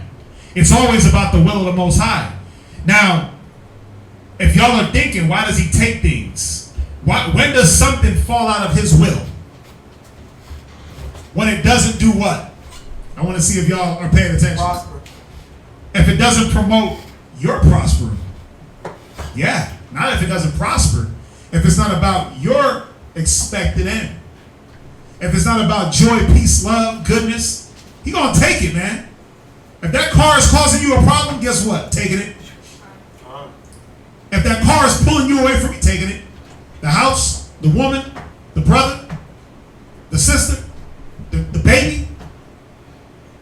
I'm going to get it away from you.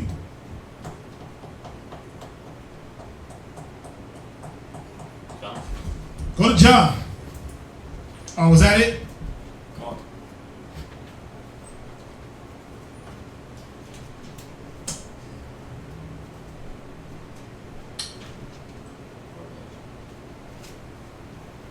That's it. Y'all got any questions on that?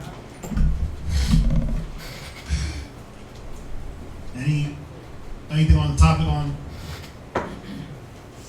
online?